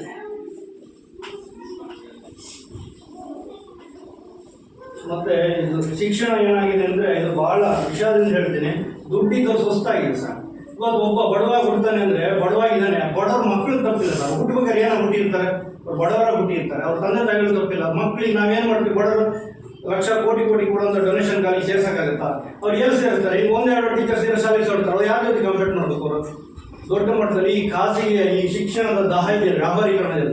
ಅವ್ರ ಮುಂದಾಗಿ ಸ್ಪರ್ಧೆ ಮಾಡಬೇಕು. ನಮ್ಮ ಮಕ್ಕಳು ಏನು ಕಲಿಸಿದ್ದು ಅವ್ರ ಮುಂದೆ ಹೋಗಿ ಸ್ಪರ್ಧೆ ಮಾಡೋಕ್ಕಾಗಲ್ಲ.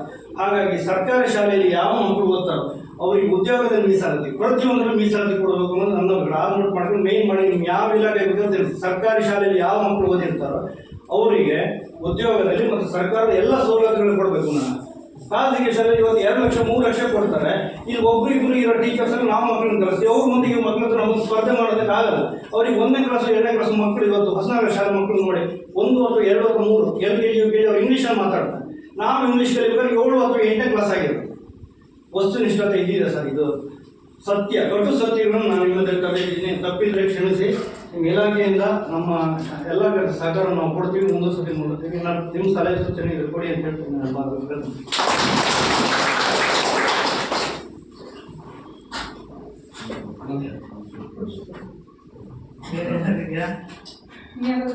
ನಮ್ಮ ಕಡೆ ಕೂಡ ಜನ ಒಬ್ಬರೇ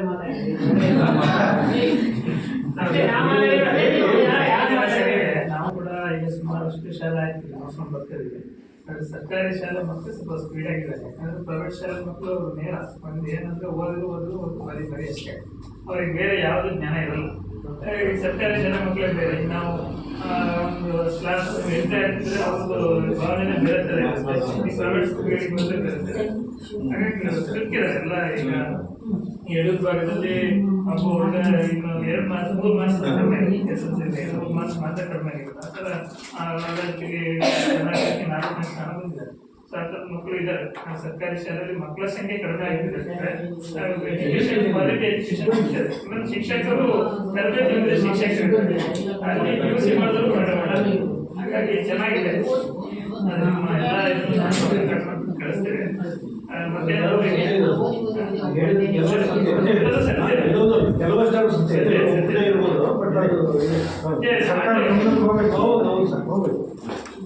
2 ರಿಂದ 3 ಲಕ್ಷ LKG UKG ನಾವು ಕೊಡಬೇಕು. ನಮ್ಮ ಉದ್ದೇಶ ಮಕ್ಕಳು ಒಳ್ಳೆ ಶಿಕ್ಷಣ ಕೊಡಿ. ಅಂದರೆ ₹1 ಖರ್ಚಿದ್ರೆ ಶಿಕ್ಷಣ ಎಲ್ಲದೂ ಫ್ರೀ. ಮಧ್ಯಾಹ್ನ ಮಸೀದಿ ಆಮೇಲೆ ಕಾರ್ಯಕರ್ತ ಚಪ್ಪಲ್ ಫ್ರೀ. ಮತ್ತು ಎಲ್ಲ ಶಾಲೆಗಳು ಆಗಿದೆ. ಸಾರ್ವಜನಿಕರು ಎಲ್ಲ ಗೌರ್ಮೆಂಟ್ ಶಾಲೆಗಳು ನಿರ್ಮಾಣದಲ್ಲಿ ಅಂತ ಹೇಳಬೇಕು. ಯಾವ ಶಾಲೆಯಲ್ಲಿ ಒಂದೊಂದು ಕಡೆ ಆಗ್ಬಿಡುತ್ತೆ. ಅವ್ರಿಗೆ ಅನಿವಾರ್ಯ, ಬೇರೆ ಕಳಿಸಂಗಿಲ್ಲ. ಅವರು ದುಡ್ದಿದ್ದು ಪೂರ್ತಿ ದುಡ್ಡು ಶಾಲೆಗೆ ಮತ್ತು ಆಸ್ಪತ್ರೆ ಕಟ್ಟಬೇಕು. ಆಸ್ಪತ್ರೆ ವಿಷಯ ಈಗ ಬೇಡ ಅಂತ ಬೇರೆ ಅದು ಸಂಬಂಧ. ಅದು ಹಂಗೆ ಆ ಪರಿಸ್ಥಿತಿ ಇವತ್ತು ವಸ್ತು ಇಂಟರ್ನೆಟ್ ಆಗಿದೆ.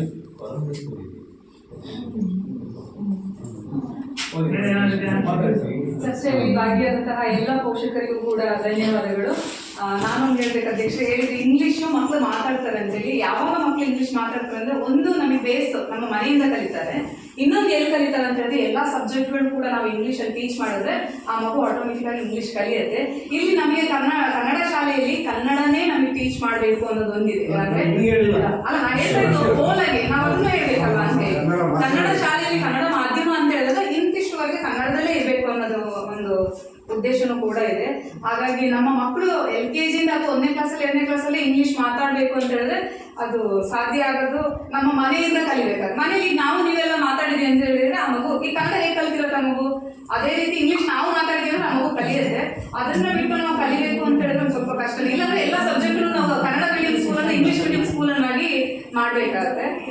ಅದಕ್ಕಾಗಿ ಅದನ್ನು ಒಂಚೂರು ನೋಡ್ಬೇಕಾಗತ್ತೆ. ಎಲ್ಲ ಸಬ್ಜೆಕ್ಟ್ ಇಂಗ್ಲಿಷ್ ಮಾಡಕ್ ಸಾಧ್ಯ ಜಗತ್ತಿನ ಮಟ್ಟದಲ್ಲಿ ಇಂಗ್ಲಿಷ್ ತುಂಬಾ ಅವಶ್ಯಕತೆ ಇದೆ ಅಂತ ಮಾತ್ರ ಹೇಳಿದೆ. ಅದನ್ನ ಮೊದಲು ಮಾಡಿ ಅಲ್ಲ ಅದು ಹೌದು, ನಾ ಹೇಳಿದ್ದು. ಹೊರಗಡೆ ಹೋದ್ರೆ ಇಂಗ್ಲಿಷ್ ಇಲ್ಲ ಕನ್ನಡ ಮೇಲೆ ಕನ್ನಡ ಮಾತೃಭಾಷೆ ನಿಜ. ಆದ್ರೆ ಮುಂದಿನ ಇದರಲ್ಲಿ ಜಾಗತಿಕ ಮಟ್ಟದಲ್ಲಿ ಹೋದಾಗ ಯಾವ ಇಂಗ್ಲಿಷ್ ಸ್ಪೀಕಿಂಗ್ ಇಲ್ಲ ಅಂದ್ರೆ ಎಷ್ಟು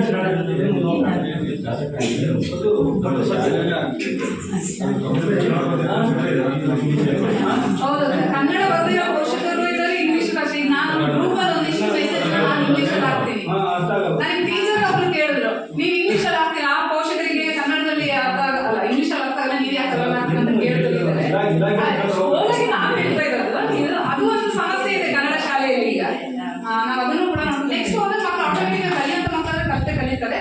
ಈಗ ನಮ್ಮ ಕ್ಲಸ್ಟರ್ ನಾಸಿಪುರ ಕ್ಲಸ್ಟರ್ CRP ಶ್ರೀಯುತ ಎಲ್ಲರಿಗೂ ನಮಸ್ಕಾರ.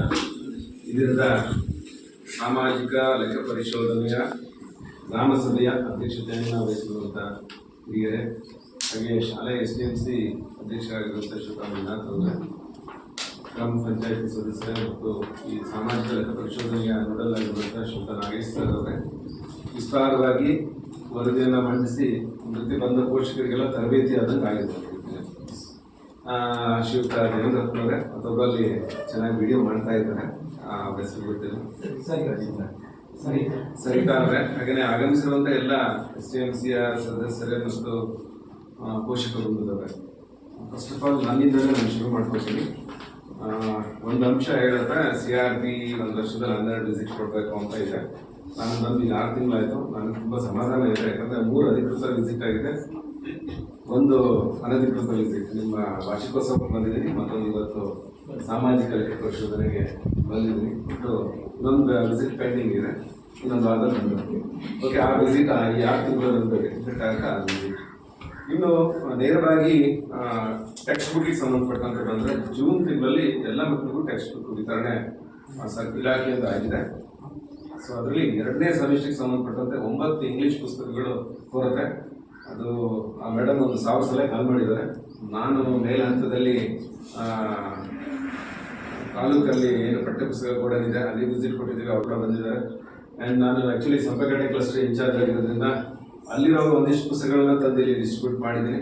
ಆ್ಯಂಡ್ ವೆರಿ ನೆಕ್ಸ್ಟ್ ಶಿಕಾರಿಪುರದಲ್ಲೇ ನನ್ನ ಫ್ರೆಂಡ್ಸ್ ಇದ್ದು, ಅವರಿಂದ ಒಂದಿಷ್ಟು ಪುಸ್ತಕಗಳನ್ನ ತಂದು ಕೆಲವೊಂದಿಷ್ಟು ಸ್ಕೂಲ್ಗಳಿಗೆ ನಾನು ಡಿಸ್ಟ್ರಿಬ್ಯೂಟ್ ಮಾಡಿದೆ.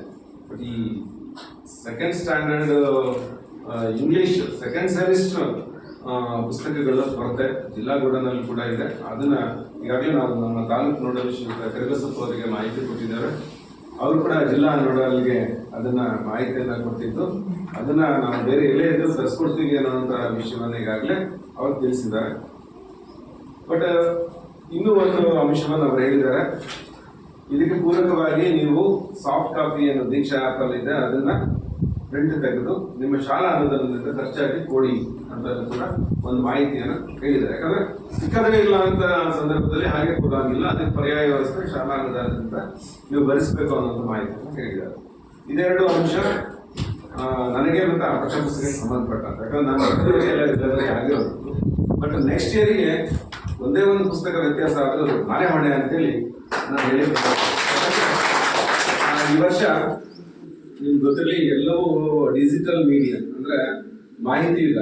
ಈಗ ಅಡ್ವಾನ್ಸ್ ಆಗಿ ಎಷ್ಟು ಪುಸ್ತಕ ಬೇಕು ಅನ್ನೋದು ಎಲ್ಲದೂ ಮಾಹಿತಿ ಹೋಗಿದೆ. ಅದರ ರೆಕಾರ್ಡ್ಸ್ ಎಲ್ಲದೂ ನಾವೀಗ ಫೈಲ್ ಮಾಡಿ ಇಟ್ಕೊಂಡಿದ್ದೀವಿ. ಅದಕ್ಕೊಂದು ಕಟ್ ಆಫ್ ಡೇಟ್ ಕೊಟ್ಟಿದ್ರು. ಆಮೇಲೂ ಕೂಡ ಮತ್ತೆ ಯಾವ ವ್ಯತ್ಯಾಸ ಆಗಿದೆ ನಾವು ಅದನ್ನು ನಮ್ಮ ಲಾಗಿನಿಂದ ವಾಪಸ್ ಮತ್ತೆ HM ಲಾಗಿನಿಗೆ ಕಳಿಸ್ಬಿಟ್ಟು ಸರಿಪಡಿಸ್ಕೊಂಡಿದ್ದೀವಿ. ಯಾಕಂದರೆ ಎಲ್ಲ ಕಲಿತು ಕರೆಕ್ಟ್ ಆಗಿತ್ತು. ಮೇಲಿನ ಬೇಸಿಗೆ ಶಾಲೆಯವರು ಕನ್ನಡ ಮೀಡಿಯಂ ಎಂಟ್ರಿ ಮಾಡಿದರೆ ಆ್ಯಕ್ಚುಲಿ ಅವ್ರದ್ದು ಇಂಗ್ಲೀಷ್ ಮೀಡಿಯಮು ಮತ್ತು ವಾಪಸ್ ಅದನ್ನು ಕಳಿಸ್ಬಿಟ್ಟು 3 ಸಲ ಅದನ್ನು ನಾವು ಎರರನ್ನು ಸರಿ ಮಾಡಿಕೊಂಡು ಈಗ ನಾವು ಒಂದು ಸಮಾಧಾನಕರವಾಗಿದ್ದೀವಿ. ಅದು ಒಂದು ಅಂಶ ಟೀಚರ್ಸ್ಗೆ ಹೇಳ್ತಾ ಇರೋದು.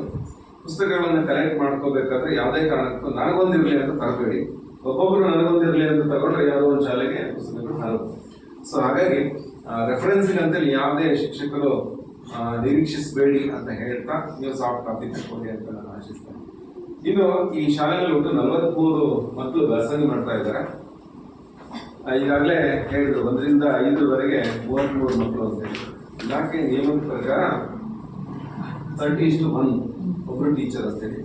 ಬಟ್ ಅಂದ್ರೆ ಸರ್ಕಾರ ಏನ್ ಮಾಡಿದೆ ಅಂದ್ರೆ ಆದಾಗ್ಯೂ ಒಂದು ಶಾಲೆ LPS ಇದೆ, 1ರಿಂದ 5ನೇ ತರಗತಿ ಮಕ್ಕಳು, ಅಲ್ಲಿ 11 ಮಕ್ಕಳವರೆಗೂ ಒಬ್ರು ಟೀಚರ್ ಕೊಡ್ತಾ ಇದ್ದಾರೆ, 12 ಇದ್ರೆ ಇಬ್ರು ಟೀಚರ್ ಕೊಡ್ತಾರೆ.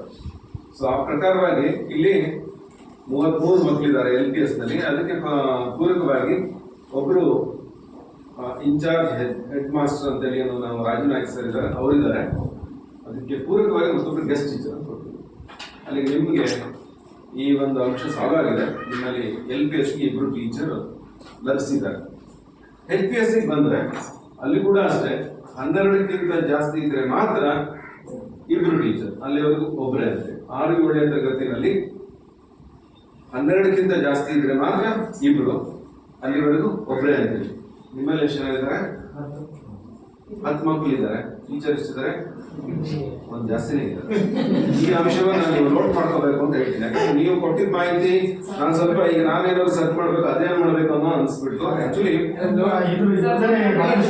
ಯೋಜನೆ ಅದು ಯಾವ್ದು ಗೊತ್ತಿಲ್ಲ. ಈಗ ನಾನು ಪ್ರೆಸೆಂಟ್ ಇರುವಂತದನ್ನ ಹೇಳ್ತಾ ಇದ್ದೀನಿ. ಹಾಗಾಗಿ ನೀವು ಆಕ್ಚುಲಿ ಲಕ್ಕಿ ಅಂತ ಈ ವಿಷಯಕ್ಕೆ ಸಂಬಂಧಪಟ್ಟಂತೆ SDMC ಅವರು ಕೂಡ ಒಬ್ರು ಟೀಚರ್ ಬೇಕು ಅಂತ ಕೇಳಿದಾಗ ತುಂಬಾ ಸಲ BO ನಿರಾಕರಿಸಿ ಕಳಿಸಿದ್ದಾರೆ. ಆ ಮಾಹಿತಿ ಕೂಡ ನನಗೆ ಗೊತ್ತಿದೆ. ಮತ್ತು ಒಂದು ಶಾಲೆ ಉಳಿಬೇಕು, ಸರ್ಕಾರಿ ಶಾಲೆ ಚೆನ್ನಾಗಿರೋದು ಅಂದ್ರೆ ಅಲ್ಲಿಗೆ ಮಕ್ಕಳ ಸಂಖ್ಯೆ ಎಷ್ಟು ಇಂಪಾರ್ಟೆಂಟ್, ಟೀಚರ್ಸ್ ಅಷ್ಟೇ ಇಂಪಾರ್ಟೆಂಟ್ ಅಂತ ಪರಸ್ಪರ ಪೂರಕ. ಸೊ ಸುಮಾರು ಬಾರಿ ಅವ್ರು ಒಳ್ಳೆ ಮೂಡ್ ನೋಡಿ ನಾವು ಒಂದು ಎಂಟ್ರಿ ಹಾಕಿಸಿ ಬಂದು ನಿಮ್ಗೆ ಎಷ್ಟು ಟೀಚರ್ ಸಿಕ್ಕಿದೆ ಅಂತ ನಾನು ಹೇಳಿ ಬಯಸ್ತೇನೆ. ಹಾಗಾಗಿ ನನಗೆ ಕೂಡ ಹೆಮ್ಮೆ ಇದೆ, ಯಾಕಂದ್ರೆ ಒಂದು ಒಳ್ಳೆ ಶಾಲೆ ಚೆನ್ನಾಗಿ ಆಗ್ಬೇಕು ಅನ್ನೋದು. ಇನ್ನು ಈ ಶಾಲೆಗಳಿಗೆ ಸಂಬಂಧಪಟ್ಟಂತೆ 5 ಹೆಣ್ಮಕ್ಳು 6, 7ನೇ ತರಗತಿಯಲ್ಲಿ ವ್ಯಾಸಂಗ ಮಾಡ್ತಾ ಇದ್ದಾರೆ. ಆ ಮಕ್ಕಳಿಗೆ ಶುಚಿ ಪ್ಯಾಡ್ ಅನ್ನ ಕೊಟ್ಟಿದ್ದಾರೆ, ನೀವು ಸಿಕ್ಕಿದೆ ಅಂತ ನಾನು ಅನ್ಕೋತೀನಿ. ಯಾಕೆ ಹೇಳ್ತಾ ಇದ್ದೀನಿ ಅಂದ್ರೆ, ಶಿಕ್ಷಣ ಇಲಾಖೆ ಅಂದ್ರೆ ಎಲ್ಲ ಇಲಾಖೆಗಳನ್ನ ಸಮನ್ವಯದೊಂದಿಗೆ ಹೆಜ್ಜೆ ಇಡುವಂತ ಇಲಾಖೆ. ಆರೋಗ್ಯ ಇಲಾಖೆನೂ ಕನೆಕ್ಟ್ ಆಗುತ್ತೆ, ಈ ಕಡೆ ಪಂಚಾಯತ್ ರಾಜ್ ಇಲಾಖೆ ಕನೆಕ್ಟ್ ಆಗುತ್ತೆ, ಇನ್ನೊಂದು ಕಂದಾಯ ಇಲಾಖೆ ಕನೆಕ್ಟ್ ಆಗುತ್ತೆ, ಎಲ್ಲ ಇಲಾಖೆಗಳು ಇಲ್ಲಿ ಕನೆಕ್ಟ್ ಆಗುತ್ತೆ. ಸೊ ಹಾಗಾಗಿ ಪಠ್ಯ ಪುಸ್ತಕಗಳಿಗೆ ಸಂಬಂಧಪಟ್ಟಂತೆ ಹೇಳಾಯ್ತು ಇದು. ಇನ್ನು ಈ ವರ್ಷದ ವಿಶೇಷ 43 ಮಕ್ಕಳಿಗೂ ರಾಷ್ಟ್ರೀಯ ಗ್ರಾಮೀಣ ಸಾಕ್ಷರತಾ ಮಿಷನ್ ವತಿಯಿಂದ ಉಚಿತವಾಗಿ ಬ್ಯಾಗ್ಗಳು ಲಭಿಸಿದೆ. ಫಸ್ಟ್ ಟೈಮ್ ನಾವು ನೋಡಿದಾಗಿಂದ ಶಾಲೆಗಳಲ್ಲಿ ಸರ್ಕಾರದ ವತಿಯಿಂದ ಬ್ಯಾಗ್ ಸಿಕ್ಕಿರುವಂಥದ್ದು ಫಸ್ಟ್ ಟೈಮ್. ಸೊ ಹಾಗಾಗಿ 43 ಮಕ್ಕಳಿಗೆ ಬ್ಯಾಗ್ ಸಿಕ್ಕಿದೆ. ಇನ್ನು ಉಚಿತವಾದಂತಹ 2 ಜೊತೆ ಸಮವಸ್ತ್ರ ಲಭಿಸಿದೆ. ಹಾಗೆಯೇ ಶೂ, ಸಾಕ್ಸ್, ಅದಕ್ಕೆ ಪರ್ಯಾಯವಾಗಿ ಮಕ್ಕಳು ನೀವು SDMC ಏನು ಖರೀದಿ ಸಮಿತಿ ಇದೆ ಅವರ ಚಪ್ಪಲ್ಗಳನ್ನೇ ಸಜೆಸ್ಟ್ ಮಾಡಿದ್ರೆ ಆ ಚಪ್ಪಲ್ಗಳನ್ನ ಖರೀದಿ ಆಗಿರುತ್ತೆ. ಇದಿಷ್ಟು ವಿದ್ಯಾರ್ಥಿಗಳಿಗೆ ಸಿಗ್ಬೇಕಾದಂಥದ್ದು. ಇನ್ನು ಪಾಠ ಪ್ರವಚನಗಳಿಗೆ ಸಂಬಂಧಪಟ್ಟಂತ ನನಗೆ ತುಂಬಾ ಹೆಮ್ಮೆ ಇದೆ ನಿಮ್ಮ ಶಾಲೆ ಬಗ್ಗೆ. ಯಾಕಂದ್ರೆ ಒಳ್ಳೆ ಕ್ವಾಲಿಫೈಡ್ ಟೀಚರ್ಸ್ ಇದ್ದಾರೆ, ಆಸಕ್ತಿಯಿಂದ ಕಲಿಕೆಯಲ್ಲಿ ತೊಡ್ಕೊಂಡಿದ್ದಾರೆ. ಯಾಕಂದ್ರೆ ಯಾವಾಗ ನಾವೊಂದು ಏಜ್ ಅನ್ನೋದಿರುತ್ತೆ, ಯುವಕರು ಅಂತ ಕರಿತೀವಿ, ಅವ್ರಿಗೆ ಉತ್ಸಾಹ ಜಾಸ್ತಿ ಇರುತ್ತೆ. ಆ ಥರದ್ದು ನಿಮ್ಗೆ ಲಭ್ಯತೆ ಚೆನ್ನಾಗಿದೆ ಇಲ್ಲಿ. ಸೊ ಹಾಗಾಗಿ ಒಳ್ಳೆ ಕ್ವಾಲಿಟಿ ಎಜುಕೇಶನ್ ಇದೆ. ಮಕ್ಕಳು ಕೂಡ ಕಲಿಕೆಯಲ್ಲಿ ಚೆನ್ನಾಗಿದ್ದಾರೆ. ನಾನು ತುಂಬಾ ಸಲ ಇಲ್ಲಿ ಅವ್ರ ಜೊತೆ ಇಂಟ್ರಾಕ್ಟ್ ಮಾಡಿರೋದನ್ನ ಗಮನಿಸಿದ್ದೇನೆ. ಇನ್ನು ಈ ಕಟ್ಟಡಗಳ ವಿಷಯಕ್ಕೆ ಶೌಚಾಲಯ ವಿಷಯಕ್ಕೆ ಸಂಬಂಧಪಟ್ಟಂತೆ ನಾನು ಹೇಳಬೇಕಂತ ಅನ್ಕೊಂಡಿದ್ದೆ, ಅಷ್ಟೊತ್ತಿಗೆ ಅಧ್ಯಕ್ಷರನ್ನ ಕಂಪ್ಲೀಟ್ ಮಾಡಿರೋದ್ರಿಂದ ಯಾಕಂದ್ರೆ ಜಿಲ್ಲಾ ಪಂಚಾಯತಿಯಿಂದ ಸುಸಜ್ಜಿತವಾದಂತಹ ಒಂದು ಶೌಚಾಲಯ ನಿಮಗೆ ನಿರ್ಮಾಣ ಆಗುತ್ತೆ. ಅದಕ್ಕೆ SDMC ಮತ್ತೆ ಶಿಕ್ಷಕರ ಆಸ್ತಲ್ಲಿ ಚೆನ್ನಾಗಾಗುತ್ತಾರೆ, ಕಟ್ಟಡ ಚೆನ್ನಾಗಾಗುತ್ತೆ. ಪ್ಲಾನೆಟ್ ಎಸ್ಟಿಮೇಟ್ ಇರುತ್ತೆ. ನಾವು ಸ್ವಲ್ಪ ಅದರಿಂದ ನಾವು ಹೇಗೆ ಬೇಕು ಅನ್ನೋದು ಅರ್ಥ ಆಗುತ್ತೆ. ನಾನು ಶೌಚಾಲಯಗಳಲ್ಲಿ ತುಂಬಾ ಸಲ ಗಮನಿಸ್ತಾ ಇರುವಂಥದ್ದು ತುಂಬಾ ಹೈಟೆಕ್ ಅಂತಾರೆ. ಈಗ ಮೊನ್ನೆ ಉಜ್ಜೀವನದಿಂದ ಬ್ಯಾಂಕ್ CSR ಫಂಡ್ ಅಲ್ಲಿ ವೇರಿಯಂಟ್ ಸ್ಕೈ ಸ್ಕೂಲ್ಗೆ ಸುಮಾರು 10 ಲಕ್ಷ ಇದರಲ್ಲಿ ಶೌಚಾಲಯ ಮತ್ತೆ ಒಂಚೂರು ಕೇಳಿಸ್ಕೊಂಡ್ಬಿಡಿ, ಶೌಚಾಲಯ ಮತ್ತೆ ಇದನ್ನ ಗ್ರಂಥಾಲಯವನ್ನು ನಿರ್ಮಿಸಿಕೊಟ್ಟಿದ್ದಾರೆ. ಶೌಚಾಲಯದ್ದು ಡ್ರಾಬ್ಯಾಕ್ ಏನಂದ್ರೆ ತುಂಬಾ ಸಲ ನಲ್ಲಿ ಇಟ್ಟಿರ್ತಾರೆ, ಮೂತ್ರ ಮಾಡಾದ ನಂತರ ನಲ್ಲಿ ಏನ್ ಮಾಡಿದ್ರೆ ಆ ಮೂತ್ರ ವಾಪಸ್ ಇಲ್ಲಿಗೆ ಸಿಡಿಬೇಕು. ಅದನ್ನ ಸ್ವಲ್ಪ ಗಮನಿಸ್ಕೊಳ್ಳಿ ಅಂತ ನಂದು ಪರ್ಸನಲ್ ಇಂಟ್ರೆಸ್ಟ್ ಇದೆ. ಯಾಕಂದ್ರೆ ತುಂಬಾ ಕಡೆ ಎಲ್ಲೇ ಹೋಗಿ ನೀವು ನಲ್ಲಿಗೆ ಹೀಗೆ ಇಟ್ಟಿರ್ತಾರೆ, ಮೂತ್ರ ಮಾಡಾದ ನಂತರ ನಲ್ಲಿ ಆನ್ ಮಾಡಿದ್ರೆ ಆ ಮೂತ್ರ ಮಾಡಿದ್ಮೇಲೆ ನೀರು ಬಿದ್ದಿದ್ದು ಏನಾಗುತ್ತೆ ವಾಪಸ್. ನಾವು ತುಂಬಾ ಹೈಜೆನಿಕ್ ಅಂತೀವಿ ಹೊರಗಡೆಯಿಂದ. ಒಳಗಡೆ ಯಾವ ತರ ನಾವು ಇಂಟೀರಿಯರ್ ವ್ಯವಸ್ಥೆ ಮಾಡ್ಕೊಂಡಿದೀವಿ ಅನ್ನೋದು ವೆರಿ ಇಂಪಾರ್ಟೆಂಟ್ ಆಗುತ್ತೆ. ಸೊ ಹಾಗೆ ಈ ಸ್ವಚ್ಛತೆ ಬಗ್ಗೆ ಮಾತಾಡ್ಲಿಕ್ಕೆ ಹೋದ್ರೆ ದೊಡ್ಡ ಕಾಂಟ್ರವರ್ಸಿ ಆಗ್ಬೋದು. ನನಗೆ ಟಾಪಿಕ್ ಮಾತಾಡಲ್ಲ, ಅಧ್ಯಕ್ಷರು ಕಾಳಜಿ ಇದೆ. ಆದ್ರೆ ಅದಕ್ಕೆ ಪೂರಕವಾಗಿ ಇನ್ನೊಂದು ಏನಪ್ಪಾ ಅಂತಂದ್ರೆ, ಈಗ ಮತ್ತೆ ಶಾಲಾ ಅನುದಾನ ಬರ್ತಾ ಇದೆ, ನಿಮಗೆ ಶೌಚಾಲಯಕ್ಕೆ ಸಂಬಂಧಪಟ್ಟಂತ ಅನುದಾನಗಳು ಬರ್ತಾ ಇದೆ. ಮೊನ್ನೆ ನಡೆದಂಥ BRC ಸಭೆಯಲ್ಲಿ ನಮಗೆ ಅಂದರೆ CRPಗಳಿಗೆಲ್ಲ BO ಒಂದು ಮೀಟಿಂಗ್ ತಗೋತಾ ಇರ್ತದೆ ಇಂದು 6ನೇ ತಾರೀಕು. ಸೊ ಅವತ್ತು ಅವರ ಒಂದು ಸಜೆಸ್ಟ್ ಮಾಡಿದ್ದಾರೆ, ಯಾಕಂದ್ರೆ ಶೌಚಾಲಯದ ಸಮಸ್ಯೆಗಳಿಗೆ ಪರಿಹಾರಗಳನ್ನ ನಾವು ಕಂಡುಕೊಳ್ತೇವೆ, ಯಾಕಂದ್ರೆ ನಾವು ಹೈಟೆಕ್ ಆಗ್ತಾ ಹೋಗ್ಬೇಕು ಅಂತೇಳಿ. ಸೊ ಇವಾಗ ಏನಂದ್ರೆ ಈಗ ನಿಮಗೆಲ್ಲ ಕಾರ್ ವಾಶ್ ಮಾಡ್ಲಿಕ್ಕೆಲ್ಲ ಒಂದು ಮೋಟರ್ ಕಾರ ಬರುತ್ತೆ. ಸೊ ಒಂದು 3,000-4,000 ಕೊಟ್ಟರೆ ಅದು ಲಭ್ಯತೆ ಇದೆ. ಯಾಕಂದ್ರೆ ಈಗ ಶೌಚಾಲಯ ನಾನು ಉಪಯೋಗಿಸ್ತೇನೆ ಅಂದ್ರೆ ನೀರು ಹಾಕಿ ಬರುವಂಥದ್ದು ಅದು ಪ್ರಾಕ್ಟೀಸ್ ನಾವು ಮನೆಯಲ್ಲಿ ಬೆಳೆಸ್ಬೇಕು. ಈಗ ಶಾಲೆನಲ್ಲಿ ಹೇಳ್ಕೊಟ್ರೆ ಅದು ಶಿಕ್ಷಣವೇ, ಆದ್ರೆ ಅಲ್ಲೂ ಕೂಡ ದೋಷಗಳನ್ನು ಹುಡುಕುವಂತ ಸಾಧ್ಯತೆಗಳು ಇರುತ್ತೆ. ಅದನ್ನ ಮನೆಯಲ್ಲಿ ನಾವು ಫಸ್ಟ್ ಆ ಸಂಸ್ಕಾರವನ್ನು ಕಲಿಸಿದ್ರೆ ಶಾಲೆಗಳಲ್ಲೂ ಆಟೋಮೆಟಿಕಲಿ ಆ ಮಗು ಉಪಯೋಗಿಸಿದ್ದನ್ನ ನಾ ವಿಸರ್ಜನೆ ಮಾಡಿದ್ದನ್ನ ನಾನು ಕ್ಲೀನ್ ಮಾಡ್ಬೇಕು ಅನ್ನೋದು ಬರೋದು. ಸೊ ಇಷ್ಟಾಗಿಯೂ ಸಣ್ಣ ಮಕ್ಕಳು ಏನ್ ಮಾಡ್ತಾರೆ, ಕೆಲವೊಮ್ಮೆ ಎಲ್ಲ ಹೇಳ್ಕೊಟ್ಟಿರ್ತೀವಿ ಆದ್ರೆ ಹಾಗೆ ಬಂದ್ಬಿಡ್ತಾರೆ. ಸೊ ಯಾಕೆ ಕ್ಲೀನ್ ಮಾಡ್ಬೇಕು ಅನ್ನೋ ಪ್ರಶ್ನೆ ಬಂದಾಗ ಮತ್ತೆ ಅದೇ ಪ್ರಶ್ನಾರ್ಥಕವಾಗಿ ಬೆಳೆಯುತ್ತೆ. ಸೊ ಅದಕ್ಕೋಸ್ಕರ ಅಂತಂದ್ರೆ ಈಗ ಅದೊಂದು ಲೆನ್ ತಗೊಂಡ್ರೆ ನೀವು ಅದನ್ನು ದೂರ ನಿಂತು ಹಾಕ್ಬೇಕಾಗುತ್ತೆ, ಯಾಕಂದ್ರೆ ಅದು ವಾಪಸ್ ರಿಫ್ಲೆಕ್ಟ್ ಆಗೋ ಸಾಧ್ಯತೆ ಇರುತ್ತೆ. ಎಲ್ಲವನ್ನ ನಾವು ಅಡ್ಜಸ್ಟ್ಮೆಂಟ್ ಮಾಡೋದು ಕೌಶಲ್ಯ ಇದೆ. ಹಾಗಾಗಿ ಈ ಥರದನ್ನ ನೀವು ಜೋಡಿಸ್ಕೊಳ್ಳಿ ಅಂತೇಳಿ ನಾನು ಈ ಸಂದರ್ಭದಲ್ಲಿ ಹೇಳಿಕೆ ಬಯಸ್ತೇನೆ. ಇನ್ನು ಪೂರಕವಾಗಿ ಸಾರಿಗೆ ಭರ್ತಿ ಅಂತ ಹೇಳಿದ್ರು. 3 LPS ಮಕ್ಕಳು 3 ಕಿಲೋಮೀಟರ್ ವ್ಯಾಪ್ತಿಯಿಂದ ದೂರದಿಂದ ಬರ್ತಾ ಇದ್ದಾರೆ ಅಂದ್ರೆ ಅವ್ರಿಗೆ ಸಾರಿಗೆ ಪ್ರಯಾಣ ಭತ್ಯೆ ಸಿಗುತ್ತೆ. ಆದ್ರೆ ಆ ಬರ್ತಾಗಂತ ಮಗು ಮನೆ ಪಕ್ಕದಲ್ಲೇ ಶಾಲೆ ಇದ್ರೆ ಸಿಗಲ್ಲ. ಇದು ಒಂದು ನೆನಪಿಟ್ಟು ಇದು ನಿಮ್ಗೆ ಗೊತ್ತಿರ್ಬೇಕು. ಯಾವುದೋ ಒಂದು ಮಗು ಬರ್ತಾ ಇದೆ ಅಂದ್ರೆ ಆ ಗ್ರಾಮದಲ್ಲಿ ಅಲ್ಲಿ ಶಾಲೆ ಇದೆ ಅಂದ್ರೆ ಆ ಮಕ್ಕಳಿಗೆ ಸಿಗೋದಿಲ್ಲ. ಒಂದು ಪಾಯಿಂಟ್. ಇನ್ನು ಚಸ್ಮಾ ಬೇರೆ ಬಿಟ್ಟು ಬಂದಿದ್ದೀನಿ. ಕೊಠಡಿಗಳಿಗೆ ಸಂಬಂಧಪಟ್ಟಂತೆ ನೀವು ಮನವಿಯನ್ನ BO ಆಫೀಸ್ ಕೊಡಿ. ಬಟ್ ಅಂದ್ರೆ ಮನವಿ ಕೊಡ್ಬೇಕಾದ್ರೆ ಸರ್ ಇಂಜಿನಿಯರ್ ಇಂದ ನಿಮ್ಗೆ ಅದು ಕ್ವಾಲಿಟಿ ಚೆಕ್ ಆಗ್ಬೇಕಾಗುತ್ತೆ. ಅಂದ್ರೆ ನಮ್ಗೆ ನೋಡಿದಾಗ ಇದು ಚೆನ್ನಾಗಿ ಕಾಣ್ಬೋದು, ಅಥವಾ ಹಿರಿಯರು ನೋಡಿದಾಗ ಇದು ಸರಿ ಇಲ್ಲ ಅಂತ ಅನಿಸ್ಬೋದು. ಆದ್ರೆ ಸರ್ಟಿಫೈ ಮಾಡೋದು ಯಾರಪ್ಪ ಅಂದ್ರೆ ಇಂಜಿನಿಯರ್, ಅವರಿಂದ ಸರ್ಟಿಫೈ ಮಾಡಿ ನಾವು ಇದನ್ನ ಚೇಂಜ್ ಮಾಡ್ಬೋದು ಅಂತ ಅಂದ್ರೆ ಅವಾಗ ಇನ್ನೂ ಒಂದೇನಪ್ಪ ಅಂದ್ರೆ ಗ್ರಾಮ ಪಂಚಾಯತಿ ಇಚ್ಛಾಶಕ್ತಿ ಇದ್ರೆ ಅದು ಸರಿ ಇದ್ರೂ ಚೇಂಜ್ ಮಾಡ್ಬೋದು, ಸರಿ ಇಲ್ದಿದ್ರು ಚೇಂಜ್ ಮಾಡ್ಬೋದು ಅಂತ ನಾನು ಅನ್ಕೊಂಡಿದ್ದೀನಿ. ಯಾಕಂದ್ರೆ ಸ್ವಲ್ಪ ನೀವು ಆಸಕ್ತಿ ವಹಿಸಿದ್ರೆ ಖಂಡಿತ ಒಂದು ಒಳ್ಳೆ ಸುಸಜ್ಜಿತವಾದಂಥ ರೂಫಿಂಗ್ ಇಲ್ಲಿಗೆ ಮಾಡ್ಕೊಳ್ಬೋದು. ಯಾಕಂದ್ರೆ ಶಾಲೆ ನೋಡ್ಲಿಕ್ಕಂತೂ ತುಂಬಾ ಚೆನ್ನಾಗಿ ಅನ್ಸುತ್ತೆ. ನಾನು ಫಸ್ಟ್ ಟೈಮ್ ಬಂದಾಗ ಒಂದು ಫೋಟೋ ಮಕ್ಕಳನ್ನೆಲ್ಲ ನಿಲ್ಸ್ಕೊಂಡು ತಗೊಂಡೋಗಿದ್ದೆ. ನನಗೆ ಅದು ಎಷ್ಟು ಖುಷಿ ಆಗುತ್ತೆ ಅಂದ್ರೆ ನೋಡಿದಾಗ ಆ ಸ್ಕೂಲ್ ಒಂದು ಅಟ್ಮಾಸ್ಫಿಯರ್ ತುಂಬಾ ಅಟ್ರಾಕ್ಟಿವ್ ಆಗಿದೆ. ಸರ್ ನಮ್ಮ ಶಾಲೆ ಚೆನ್ನಾಗಿದೆ, ಶಾಲೆ ಬಗ್ಗೆ ಏನು ಹೇಳಂಗಿಲ್ಲ, ಮತ್ತೆ ಕಟ್ಟಡದ ಬಗ್ಗೆ ಏನು ಹೇಳಂಗಿಲ್ಲ.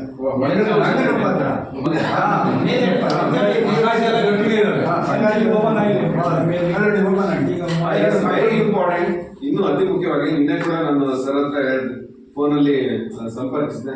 ಸರ್ ಸೋಷಿಯಲ್ ಆಡಿಟ್ ಸರ್ ಅಂತ, ನೀವು ಅದನ್ನ ಹೇಳಂಗಿಲ್ಲ ಸರ್, ನನ್ಗೆ ಮಾಹಿತಿ ಕೊಡ್ಬೇಕು ಅಂತ. ಯಾಕಂದ್ರೆ ನನಗೆ CRP ಆಗ್ಬೇಕು ಅಂತೇಳಿ ಏನೋ ಒಂದು ಇಚ್ಛೆ ಪಟ್ಟು ಬಂದಿರೋವಂಥದ್ದು, ಆದ್ರೆ ಮಾಸ್ಟರ್ ಆಗಿರೋದೇ ಸುಖ ಅಂತ ತುಂಬಾ ಸಲ ಅನಿಸ್ತಾ ಇರುತ್ತೆ. ಯಾಕಂದ್ರೆ ಅಷ್ಟು ತುಂಬಾ ಒತ್ತಡದ ಇದು ಲೈಫ್ ಸ್ಟೈಲ್. ಅದೇ ರೀತಿ ಹೆಡ್ ಮಾಸ್ಟರ್ಗಳು ಕೂಡ ಅಷ್ಟೇ, ಅವ್ರು ನಿಜವಾಗ್ಲೂ ರಿಟೈರ್ಡ್ ಆದ್ರೆ ಅಷ್ಟು ಅವರಷ್ಟು ಖುಷಿ ಪಡೋರು ಮತ್ತೆ ಯಾರಿಲ್ಲ. ಯಾಕಂದ್ರೆ ಅಷ್ಟು ಮಾಹಿತಿಗಳನ್ನ ನಾವು ಇವತ್ತು ತಗೋತಾ ಇದ್ದೀವಿ. ಹೇಗೆ ನಿಮ್ಗೆ PDOಗಳು ಅಥವಾ ಡಾಟಾ ಆಪರೇಟರ್ಸ್ಗೆ ಕ್ಷಣಕ್ಕೂ ಅಪ್ಡೇಟ್ ಮಾಡ್ತಾರೋ, ಇಲ್ಲಿ ಯಾವುದೇ ಕ್ಲಿನಿಕಲ್ ಸ್ಟಾಫ್ ಇಲ್ಲ, ಇರೋ ಹೆಡ್ ಮಾಸ್ಟರ್ಗಳು ಅಷ್ಟೊಂದು ನಿರ್ವಹಿಸಬೇಕು. ಒಂದೆರಡು ಮಾಹಿತಿ ಅಲ್ಲ, ಪ್ರತಿ ಕ್ಷಣಕ್ಕೂ ಒಂದೊಂದು ಮಾಹಿತಿ ಬರ್ತಾ ಇರುತ್ತೆ. ಅಂತದ್ರಲ್ಲೂ ಅವರು ಸಮಾಧಾನಿಯಾಗಿರೋದ್ರಿಂದ ಆರೋಗ್ಯವಾಗಿದ್ದಾರೆ. ಸೊ ಅವರು ಚೆನ್ನಾಗಿ ನಿರ್ವಹಿಸ್ತಾರೆ.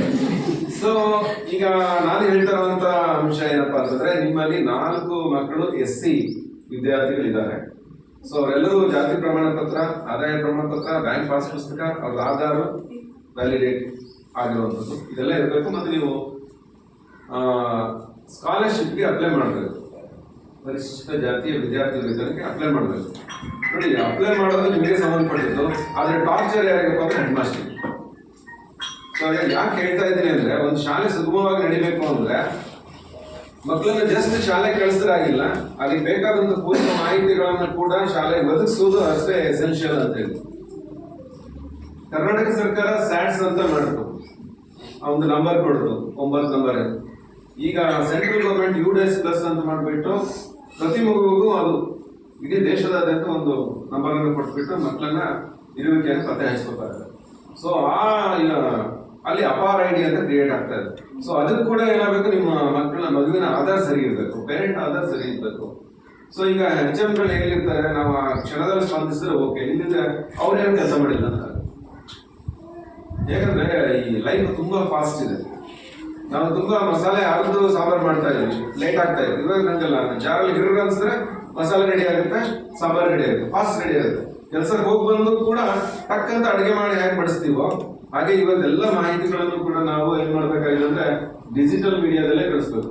ಮೊದಲೆಲ್ಲ ಒಂದೇನೋ ಆರ್ಡರ್ ಬೆಂಗಳೂರಿಂದ ಬಂತು ಅಂದ್ರೆ ಅದನ್ನ ಹೊಸನಗರ ಬರಕ್ಕೆ 1 ತಿಂಗಳಾಗ್ತಾ ಇತ್ತು, ನಾವೆಲ್ಲ ರೆಡಿ ಮಾಡ್ಕೊಳಕ್ಕೆ ಮತ್ತೊಂದು ತಿಂಗಳಾಗ್ತಾ ಇತ್ತು, 3 ತಿಂಗಳಾಗ್ತಾ ಇತ್ತು. ಇವತ್ತು ಯಾವ್ದು ಆಗಿಲ್ಲ, ಅದೇ ಕ್ಷಣದಲ್ಲಿ ಎಲ್ಲರೂ ಮುಗಿಬೇಕು. ಸೊ ಹಾಗಾಗಿ ಮಾಹಿತಿ HM ನಿಮ್ಗೆ ಕೇಳಿದ್ರೆ ಅದು ತುಂಬಾ ಸೀರಿಯಸ್ ಮ್ಯಾಟರ್ ಅಂತ ನೀವು ತಿಳ್ಕೊಂಡು ಕೊಡ್ಬೇಕಾಗುತ್ತೆ ಮಾಹಿತಿಗೆ ಮಾತ್ರ. ಸೊ ಹಾಗಾಗಿ ಅಪಾರ ಐಡಿಗೆ ಸಂಬಂಧಪಟ್ಟಂತೆ ಏನು ಪೆಂಡಿಂಗ್ ಇದೆ ಅದು ಕಂಪ್ಲೀಷನ್ಗೆ ಪೋಷಕರು ಸಹಕರಿಸಬೇಕು ಅಂತ ಹೇಳ್ತೀನಿ. ಏನು 4 SC ಮಕ್ಕಳದು ಈ ಕೂಡಲೇ ನೀವು ವಿದ್ಯಾರ್ಥಿ ವೇತನಕ್ಕೆ ಅಪ್ಲೈ ಮಾಡಬೇಕು. ಸೈಬರ್ಗೆ ಹೋದ್ರೆ ನಿಮಗೆ ಗ್ರಾಮವಲ್ಲಿ ಇದೆ ಸರ್, ಇಲ್ಲಿ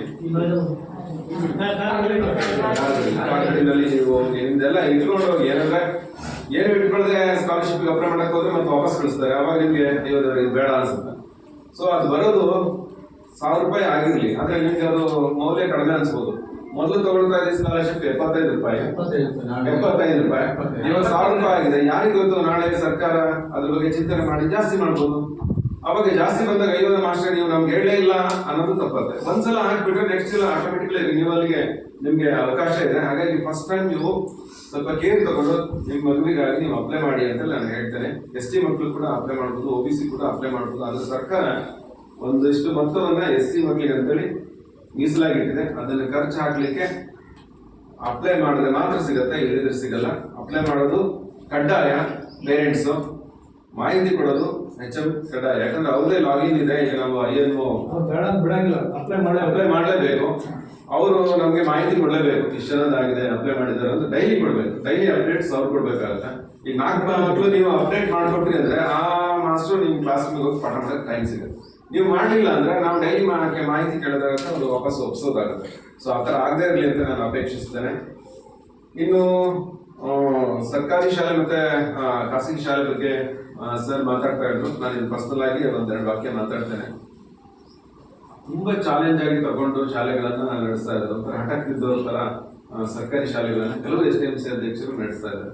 ನಾವು ಕಣ್ಮುಂದೆ ಕಂಡ್ರೆ ನಾನಿರುವಂತ ಊರು ರಿಪ್ಪನ್ಪೇಟೆ, ಅಲ್ಲಿನ ಬಾಯ್ಸ್ ಸ್ಕೂಲ್ ತುಂಬಾ ಚಾಲೆಂಜ್ ಆಗಿ ತಗೊಳ್ತಾ ಇದ್ದಾರೆ. ಹಾಗಾಗಿ ಮಕ್ಕಳ ಸಂಖ್ಯೆ ಕೂಡ ಜಾಸ್ತಿ ಮಾಡ್ತಾ ಇದ್ದಾರೆ. ಇಂಗ್ಲಿಷ್ ಮೀಡಿಯಂ ನೀವು ಮಕ್ಕಳ ಸಂಖ್ಯೆ ಜಾಸ್ತಿ ಆಯಿತು ಅಂದ್ರೆ ಆಟೋಮೆಟಿಕಲಿ ನೀವು LKG UKG ಕೇಳ್ಬೋದು. ಇರೋದೇ 4 ಮಕ್ಕಳು ಇಟ್ಕೊಂಡು LKG UKG ಖಂಡಿತ ಶುರು ಮಾಡೋಕ್ಕಾಗಲ್ಲ, ಪಕ್ಕದ ಅಂಗನವಾಡಿ ಇದೆ ಅಂತ ಹೇಳ್ತಾರೆ. ಹಾಗೆಯೇ ಬಂದ್ರೆ ಹೊಸನಗರದ ಶಾಸಕರ ಮಾದರಿ ಶಾಲೆ 450ಕ್ಕಿಂತ ಹೆಚ್ಚು ಮಕ್ಕಳಿದ್ದಾರೆ. ಇಂಗ್ಲಿಷ್ ಎಲ್ಲ ಕ್ವಾಲಿಫೈಡ್ ಟೀಚರ್ಸ್, ಎಂಪ್ಲಾಯೀಸ್, ಜಡ್ಜ್ ಮಕ್ಕಳು, ಲಾಯರ್ ಮಕ್ಕಳು ಎಲ್ಲ ಅಲ್ಲಿಗೆ ಹೋಗ್ತಾ ಇದ್ದಾರೆ. ಯಾಕೆ ಹೇಳ್ತಾ ಇದ್ದೀನಿ ಅಂದ್ರೆ ನಾವು ಕೂಡ ಮಾಡ್ಬೋದು. ಯಾವ ಒಬ್ರು ಅಧ್ಯಕ್ಷ ಮೇಲೆ ಬರ ಹಾಕ್ಬಿಟ್ರಾಗಲ್ಲ, ಟೀಮ್ ಆಂಬಿಷನ್ ಅದು. ಸೊ ಇನ್ನು ಹೇಗೆ ಬಂದ್ರೆ ಮೇಲಿಂಗ್ ಡೆಸ್ಗೆ ಅಲ್ಲಿ ಕೂಡ ಹೊರಗಡೆ ಹೋಗುವಂತ ಮಕ್ಕಳೆಲ್ಲ ಅಲ್ಲಿ ಬಂದು ಸೇರ್ಕೋತಾ ಇದ್ದಾರೆ. ಯಾಕೆ ಹೇಳ್ತಾ ಇದ್ದೀನಿ ಅಂದ್ರೆ 3 ಬಸ್ ಬರ್ತಾ ಇರ್ಬೋದು. ಇದು ಕಮರ್ಷಿಯಲ್ ಆಗಿಬಿಟ್ಟಿದೆ ಎಜುಕೇಶನ್ ಅನ್ನೋದು. ಸೊ ಇನ್ನೂ 6 ಬಸ್ ಬರ್ಬೋದು. ಸೊ ನಾವು ಹೆಚ್ಚಿಕೊಳ್ಳಿಲ್ಲ ಅಂದ್ರೆ ನಮ್ಮ ಶಾಲೆನೂ ಉಳಿಸ್ಕೊಳಕ್ಕಾಗಲ್ಲ, ನಮ್ಮ ಸಿಸ್ಟಮ್ ಉಳಿಸ್ಕೊಳಕ್ಕಾಗಲ್ಲ, ಒಂದು ಸಂಸ್ಕಾರ ಉಳಿಸ್ಕೊಳಕ್ಕಾಗಲ್ಲ, ಸಂಸ್ಕೃತಿ ಉಳಿಸ್ಕೊಳಕ್ಕಾಗಲ್ಲ. ಕೊನೆಗೆ ಸರ್ಕಾರಿ ಹಿರಿಯ ಪ್ರಾಥಮಿಕ ಶಾಲೆ ತಿಂಡಿವೆ ಒಂದು ಫಿಲ್ಮ್ ಆಗುತ್ತೆ ಅಷ್ಟೇ.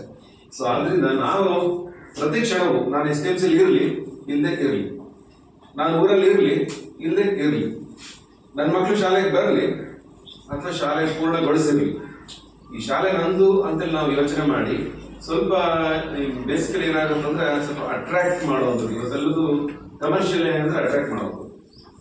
ಸೊ ಸ್ವಲ್ಪ ನಿಮ್ಮ ಕಾಂಪೌಂಡ್ ಒಂದಿಷ್ಟು ಪೇಂಟ್ ಆಗಲಿ, ಬೇಡ ಅಂದ್ರೆ ಈ ಕಡೆ ತಿರುಗ್ತಾರೆ, ಪೇಂಟ್ ಆಗಲಿಲ್ಲ ಆ ಕಡೆ ನೋಡ್ತಾ ಹೋಗ್ತಾರೆ ಅಲ್ವಾ. ಒಂದು ಪೇಂಟಿಂಗ್, ಕಾಂಪೌಂಡಿಗೆ ಒಂದು ಪೇಂಟಿಂಗ್ ಆಗಲಿ, ಅದನ್ನ ಯಾರು ಮಾಡಬೇಕು? ಪಂಚಾಯತಿಗೆ ಅರ್ಜಿ ಕೊಟ್ಟರೆ ಆಗಲ್ಲ.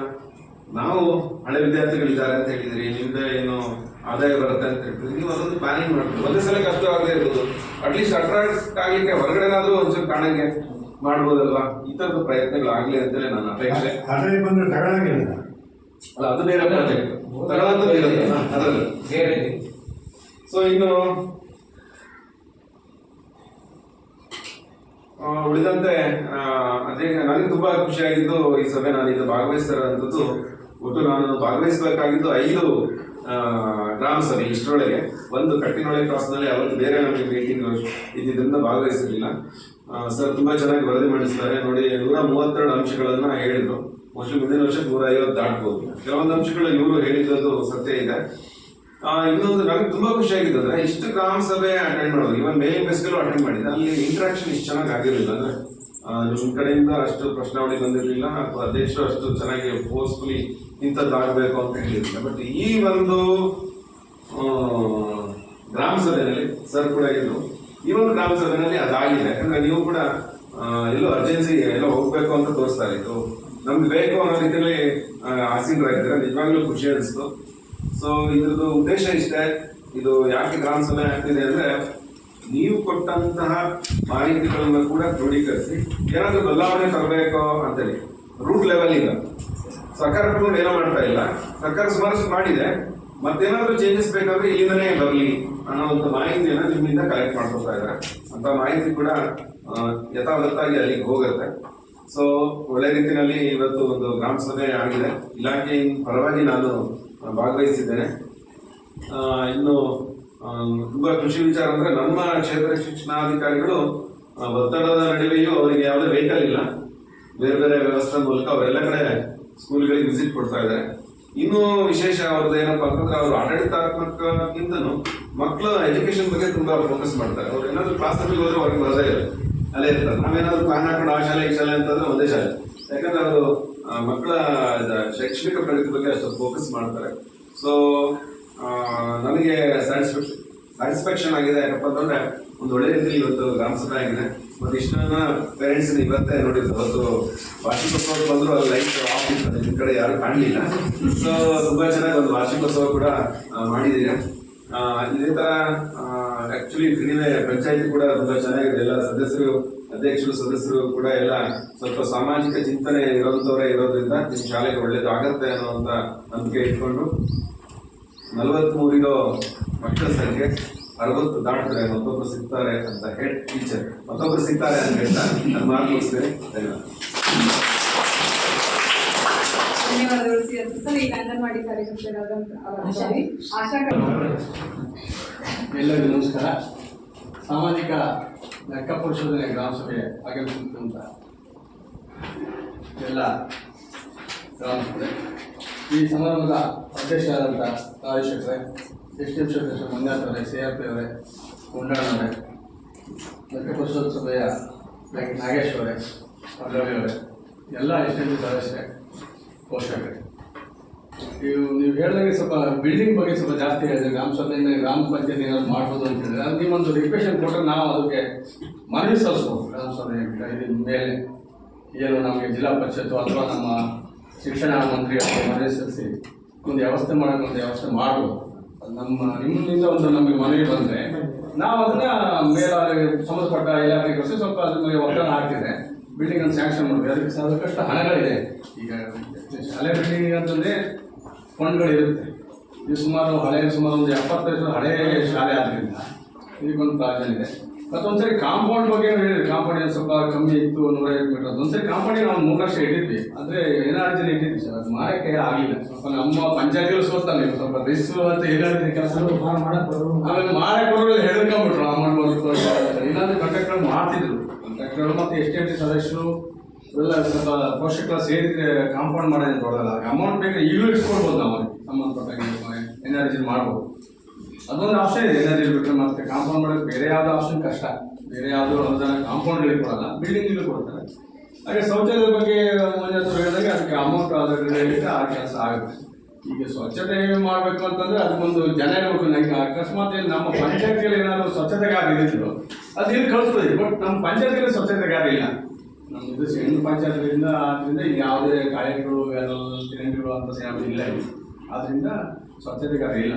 ಇದು ನಾವು ಶಾಲೆಗೆ ಅದನ್ನು ಯೂಸ್ ಮಾಡ್ಕೊಳ್ಬೇಕು. ನೋಡೋಣ ಮುಂದೊಂದು ಯಾವ್ದಾದ್ರು ಒಂದು ಇದು ಬಂದಾಗ ಅದನ್ನೊಂದು ವ್ಯವಸ್ಥೆ ಮಾಡೋಣ. ಇದ್ರದ್ದೊಂದು ಹೇಳಿದ್ರಿ, ಇದ್ರದ್ದೊಂದು ಅಮೌಂಟ್ ಒಂದು ಹೇಳಿ ಸ್ವಲ್ಪ ಅಮೌಂಟ್ ಕೊಡ್ಸೋಣ, ನೀವೆಲ್ಲ ಸೇರಿ ಒಂದ್ಸರಿ ಮಾಡೋಣ ಅಂತಂದ್ರಿ. ಶಾಲೆ ಸ್ವಲ್ಪ ದುಡ್ಡು ಹಾಕೊಂಡು ಮತ್ತೆ ಹಳೆ ವಿದ್ಯಾರ್ಥಿಗಳು ಸೇರ್ಕೊಂಡು ಇದಕ್ಕೊಂದು ಹಾಡು ಮಾಡೋಣ ಅಂತೇಳಿ ಮಾತಾಡಿದ್ರು. ಪಂಚಾಯತಿಗೆ ಸ್ವಲ್ಪ ಕೊಡ್ಸೋಣ ಅಂದರೆ ಅದು ಯಾಕೋ ಮುಂದೆ ಬರಲ್ಲ, ಅದಲ್ಲೇ ನಿಂತ್ಕೊಂಡು ಸ್ವಲ್ಪ ನಾವು ಪೂರ್ತಿ ನಮ್ಗೇನು ಜಾಸ್ತಿ ಅಮೌಂಟ್ ಬರೋಲ್ಲ. ಈಗೇನು ಒಂದು ವರ್ಷ ಜನರಲ್ ಅಮೌಂಟ್ ಬರುತ್ತೆ, ಒಬ್ಬ ಸದಸ್ಯರಿಗೆ ಈಗಲೇ ಒಂದು 50,000 ಬರುತ್ತೆ. ಎಂಥ ಕೆಲಸ ಮಾಡೋಕ್ಕಾಗುತ್ತೆ, ಜನರಲ್ ಅಮೌಂಟು ಮಾಡಬೇಕು ಅಂತ ಹೇಳ್ತಾ, ಮತ್ತೇನಾದ್ರು ಸಣ್ಣ ಪುಟ್ಟ ಕೆಲಸಗಳಿದ್ರೆ ಪಂಚಾಯತ್ಗೆ ನಮ್ಮ ಕೈಲಾದಷ್ಟು ನಾವು ಮಾಡ್ಕೊಡ್ತೀವಿ ಅಂತ ಹೇಳ್ತಾ, ಈ ಕಾರ್ಯಕ್ರಮ ಲೆಕ್ಕಪುರುಷ ಕಾರ್ಯಕ್ರಮ ತುಂಬ ಒಂದು ಒಳ್ಳೆ ಕಾರ್ಯಕ್ರಮ ಇದು. ಯಾಕಂತಂದ್ರೆ ಈಗ ಎಷ್ಟೋ ಜನಕ್ಕೆ ಗೊತ್ತಿಲ್ಲ ಇಲ್ಲಿ ಶಾಲೆಯಲ್ಲಿ ಏನು ನಡೆದಿದೆ ಅಂತ. ಈಗ STMC ಒಳಗಿದ್ದ ಸದಸ್ಯರಿಗೆ ಗೊತ್ತಿರುತ್ತೆ ಬಿಟ್ರೆ ಎಷ್ಟೋ ಜನ ಪೋಷಕರಿಗೆ ಗೊತ್ತಿರಲ್ಲ. ಇಲ್ಲಿ ಮುಂದುವರೆಗಳು ಏನಿದೆ, ಏನು ಕಾರ್ಯಕ್ರಮ ನಡೆಯುತ್ತೆ, ಏನು ಅಮೌಂಟ್ಗಳು ಬರುತ್ತೆ, ಶಾಲೆ ಮಕ್ಕಳು ಎಷ್ಟು ಜನ ಹೊರಗಿದ್ದಾರೆ ಒಳಗಿದ್ದಾರೆ ಅಂತ ಯಾರು ಗೊತ್ತಿರಲ್ಲ. ಇಂಥ ಕಾರ್ಯಕ್ರಮ ನೋಡಿದ್ರೆ ಸ್ವಲ್ಪ ಈ ಪೋಷಕರು ಸ್ವಲ್ಪ ಜಾಗೃತಿ ಆಗ್ತಾರೆ. ಈಗ ನಡೀತಿದೆ ನಮ್ಮನೆಗೆ ಮತ್ತು ಮಕ್ಕಳು ಕಳಿಸ್ತಾ ಇದ್ರು ನಮ್ಮನೆಗೆ ಎಲ್ಲ ಅಧಿಕಾರಿಗಳು ಬಂದು ಮತ್ತು ಕರೀತಾರೆ ಅನ್ನೋದು ಸ್ವಲ್ಪ ಜ್ಞಾನ ಬರುತ್ತೆ, ಮಕ್ಕಳನ್ನು ಸೇರಿಸ್ತಾರೆ. ಹೆಚ್ಚಾಗಿ ಯಾರು ವಿದ್ಯಾಭ್ಯಾಸ ಕೊರತೆ ಮಾಡಲ್ಲ. ಕೆಲವು ವಿದ್ಯೆ ಮುಖ್ಯ ತಾನೆ. ಈಗ ಏನು ವಿದ್ಯೆ ಇದ್ರೆ ತಾನೇ ಏನು ಈ ಸಮಾಜದಲ್ಲಿ ಬದುಕಬೇಕು ಅಂತ ಮೇನ್ ವಿದ್ಯೆ ಅದು ಇದ್ರೆ ಮಾತ್ರ ಒಂದು ಉತ್ತಮ ಪ್ರಜೆ ಆಗಿ ಇಲ್ಲಿ ಬದುಕಲು ಸಾಧ್ಯ ಅಂತ ಹೇಳ್ತಾ ಅವಕಾಶಗಳಿಗೆ ಇನ್ನೊಂದು ವಾರ ಕಳಿಸ್ತೀನಿ. ಮೀಟಿಂಗ್ ಮಾಡಿ ಒಂದು ರೆಗ್ಯುಲೇಷನ್ ಕಳಿಸ್ತೀನಿ, ಒಂದು ಮನವಿ ಕೊಡಿ. ನಾವು ಸಂಬಂಧಪಟ್ಟ ಎಲ್ಲ ಇಲಾಖೆಗಳಿಗೂ ಅದು ಬರೀತೀವಿ. ಧನ್ಯವಾದಗಳು ಸರ್. ಈಗ ಶಾಲಾ ಮುಖ್ಯೋಪಾಧ್ಯಾಯರು ಒಂದೆರಡು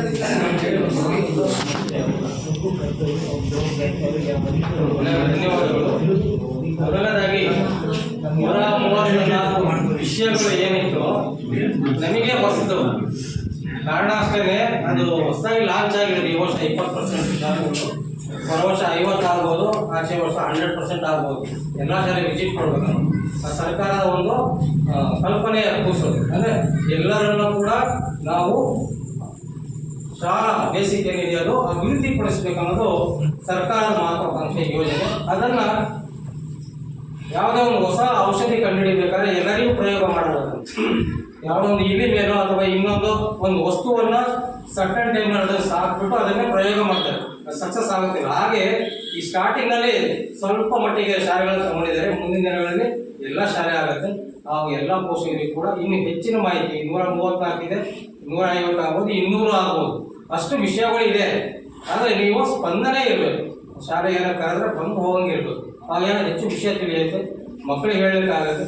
ಸಮಾಜದಲ್ಲಿ ನಾವು ಉತ್ತರ ಕೊಡೋದು ಕೂಡ ನಮಗೆ ಒಂದು ಶಕ್ತಿ ಬರುತ್ತೆ. ಹಾಗಾಗಿ ತಾವೆಲ್ಲರೂ ಕೂಡ ಈ ದಿನ ಬೆಳಗ್ಗೆ ಬಂದು ನನಗೆ ತುಂಬ ಖುಷಿಯಾಗುತ್ತೆ. ನಮ್ಮ ಸರಿಗೆಲ್ಲ ಹೇಳ್ತಿದೆ ಸರ್, ದಯವಿಟ್ಟು 5-10 ಜನಕ್ಕಿಂತ ಜಾಸ್ತಿ ಬರಲ್ಲ ಅಂತಲೇ ನಮಗೆ ನಿರೀಕ್ಷೆ ಇರೋದೇ. ಹಾಗೆ ತುಂಬ ಬಂದು ಈ ಒಂದು ಸಮಾಜ ಶಿಕ್ಷಣ ಕಾರ್ಯಕ್ರಮ ಲೆಕ್ಕ ಪರಿಶೋಧನೆ ಇದಕ್ಕೆ ತುಂಬ ಸ್ಪಂದನೆ ಮಾಡಿದಿರಿ. ಇದೇ ರೀತಿ ಕೂಡ ಮುಂದೆನೂ ಬಂದು ನಮ್ಮಿಂದ ಸಲಹೆ ಸಹಕಾರ, ನಿಮ್ಮಿಂದ ಸಲಹೆ ಸಹಕಾರ ಎಲ್ಲವನ್ನು ಸರಿದೂಗಿಸಿ ಈ ಶಾಲೆಯನ್ನು ಉನ್ನತ ಮಟ್ಟಕ್ಕೆ ತಗೊಂಡು ಅಂತ ಹೇಳ್ತಾ ಅವಕಾಶಗಳಿಗೆ ಸರ್. ಈ ಒಂದು ಗ್ರಾಮ ಸಭೆ ನಾವು ಕೂಡ ಹಾಗೆ ಶಿಕ್ಷಕರಿಗೂ ಅದೇ ರೀತಿ ಪೋಷಕರು ಕೂಡ ಎಚ್ಚೆತ್ತುಕೊಳ್ಳುವ ಒಂದು ಗ್ರಾಮ ಸಭೆ ಅಂತ ಅನ್ಕೊಂತ ಈ ಗ್ರಾಮ ಸಭೆಗೆ ಆಗಮಿಸಿರುವ ಎಲ್ಲ ಅತಿಥಿ ಗಣ್ಯರಿಗೂ ಹಾಗೆಯೇ ಸಂಪನ್ಮೂಲ ವ್ಯಕ್ತಿಗಳಿಗೂ ಜೊತೆಗೆ ಪೋಷಕರಿಗೂ ನನ್ನ ಸಹೋದ್ಯೋಗಿಗಳಿಗೂ ಮುಖ್ಯೋಪಾಧ್ಯಾಯರಿಗೆ ಎಲ್ಲರಿಗೂ ಕೂಡ ವಂದನೆಗಳನ್ನು ತಿಳಿಸುತ್ತಾ ಕೊನೆಯದಾಗಿ ಗ್ರಾಮ ಸಭೆಯನ್ನ ರಾಷ್ಟ್ರಗೀತೆಯ ಮುಖಾಂತರ ಮುಕ್ತಾಯ ಮಾಡೋಣ ಅಂತ ಹೇಳಿ ಕೇಳ್ತೀನಿ.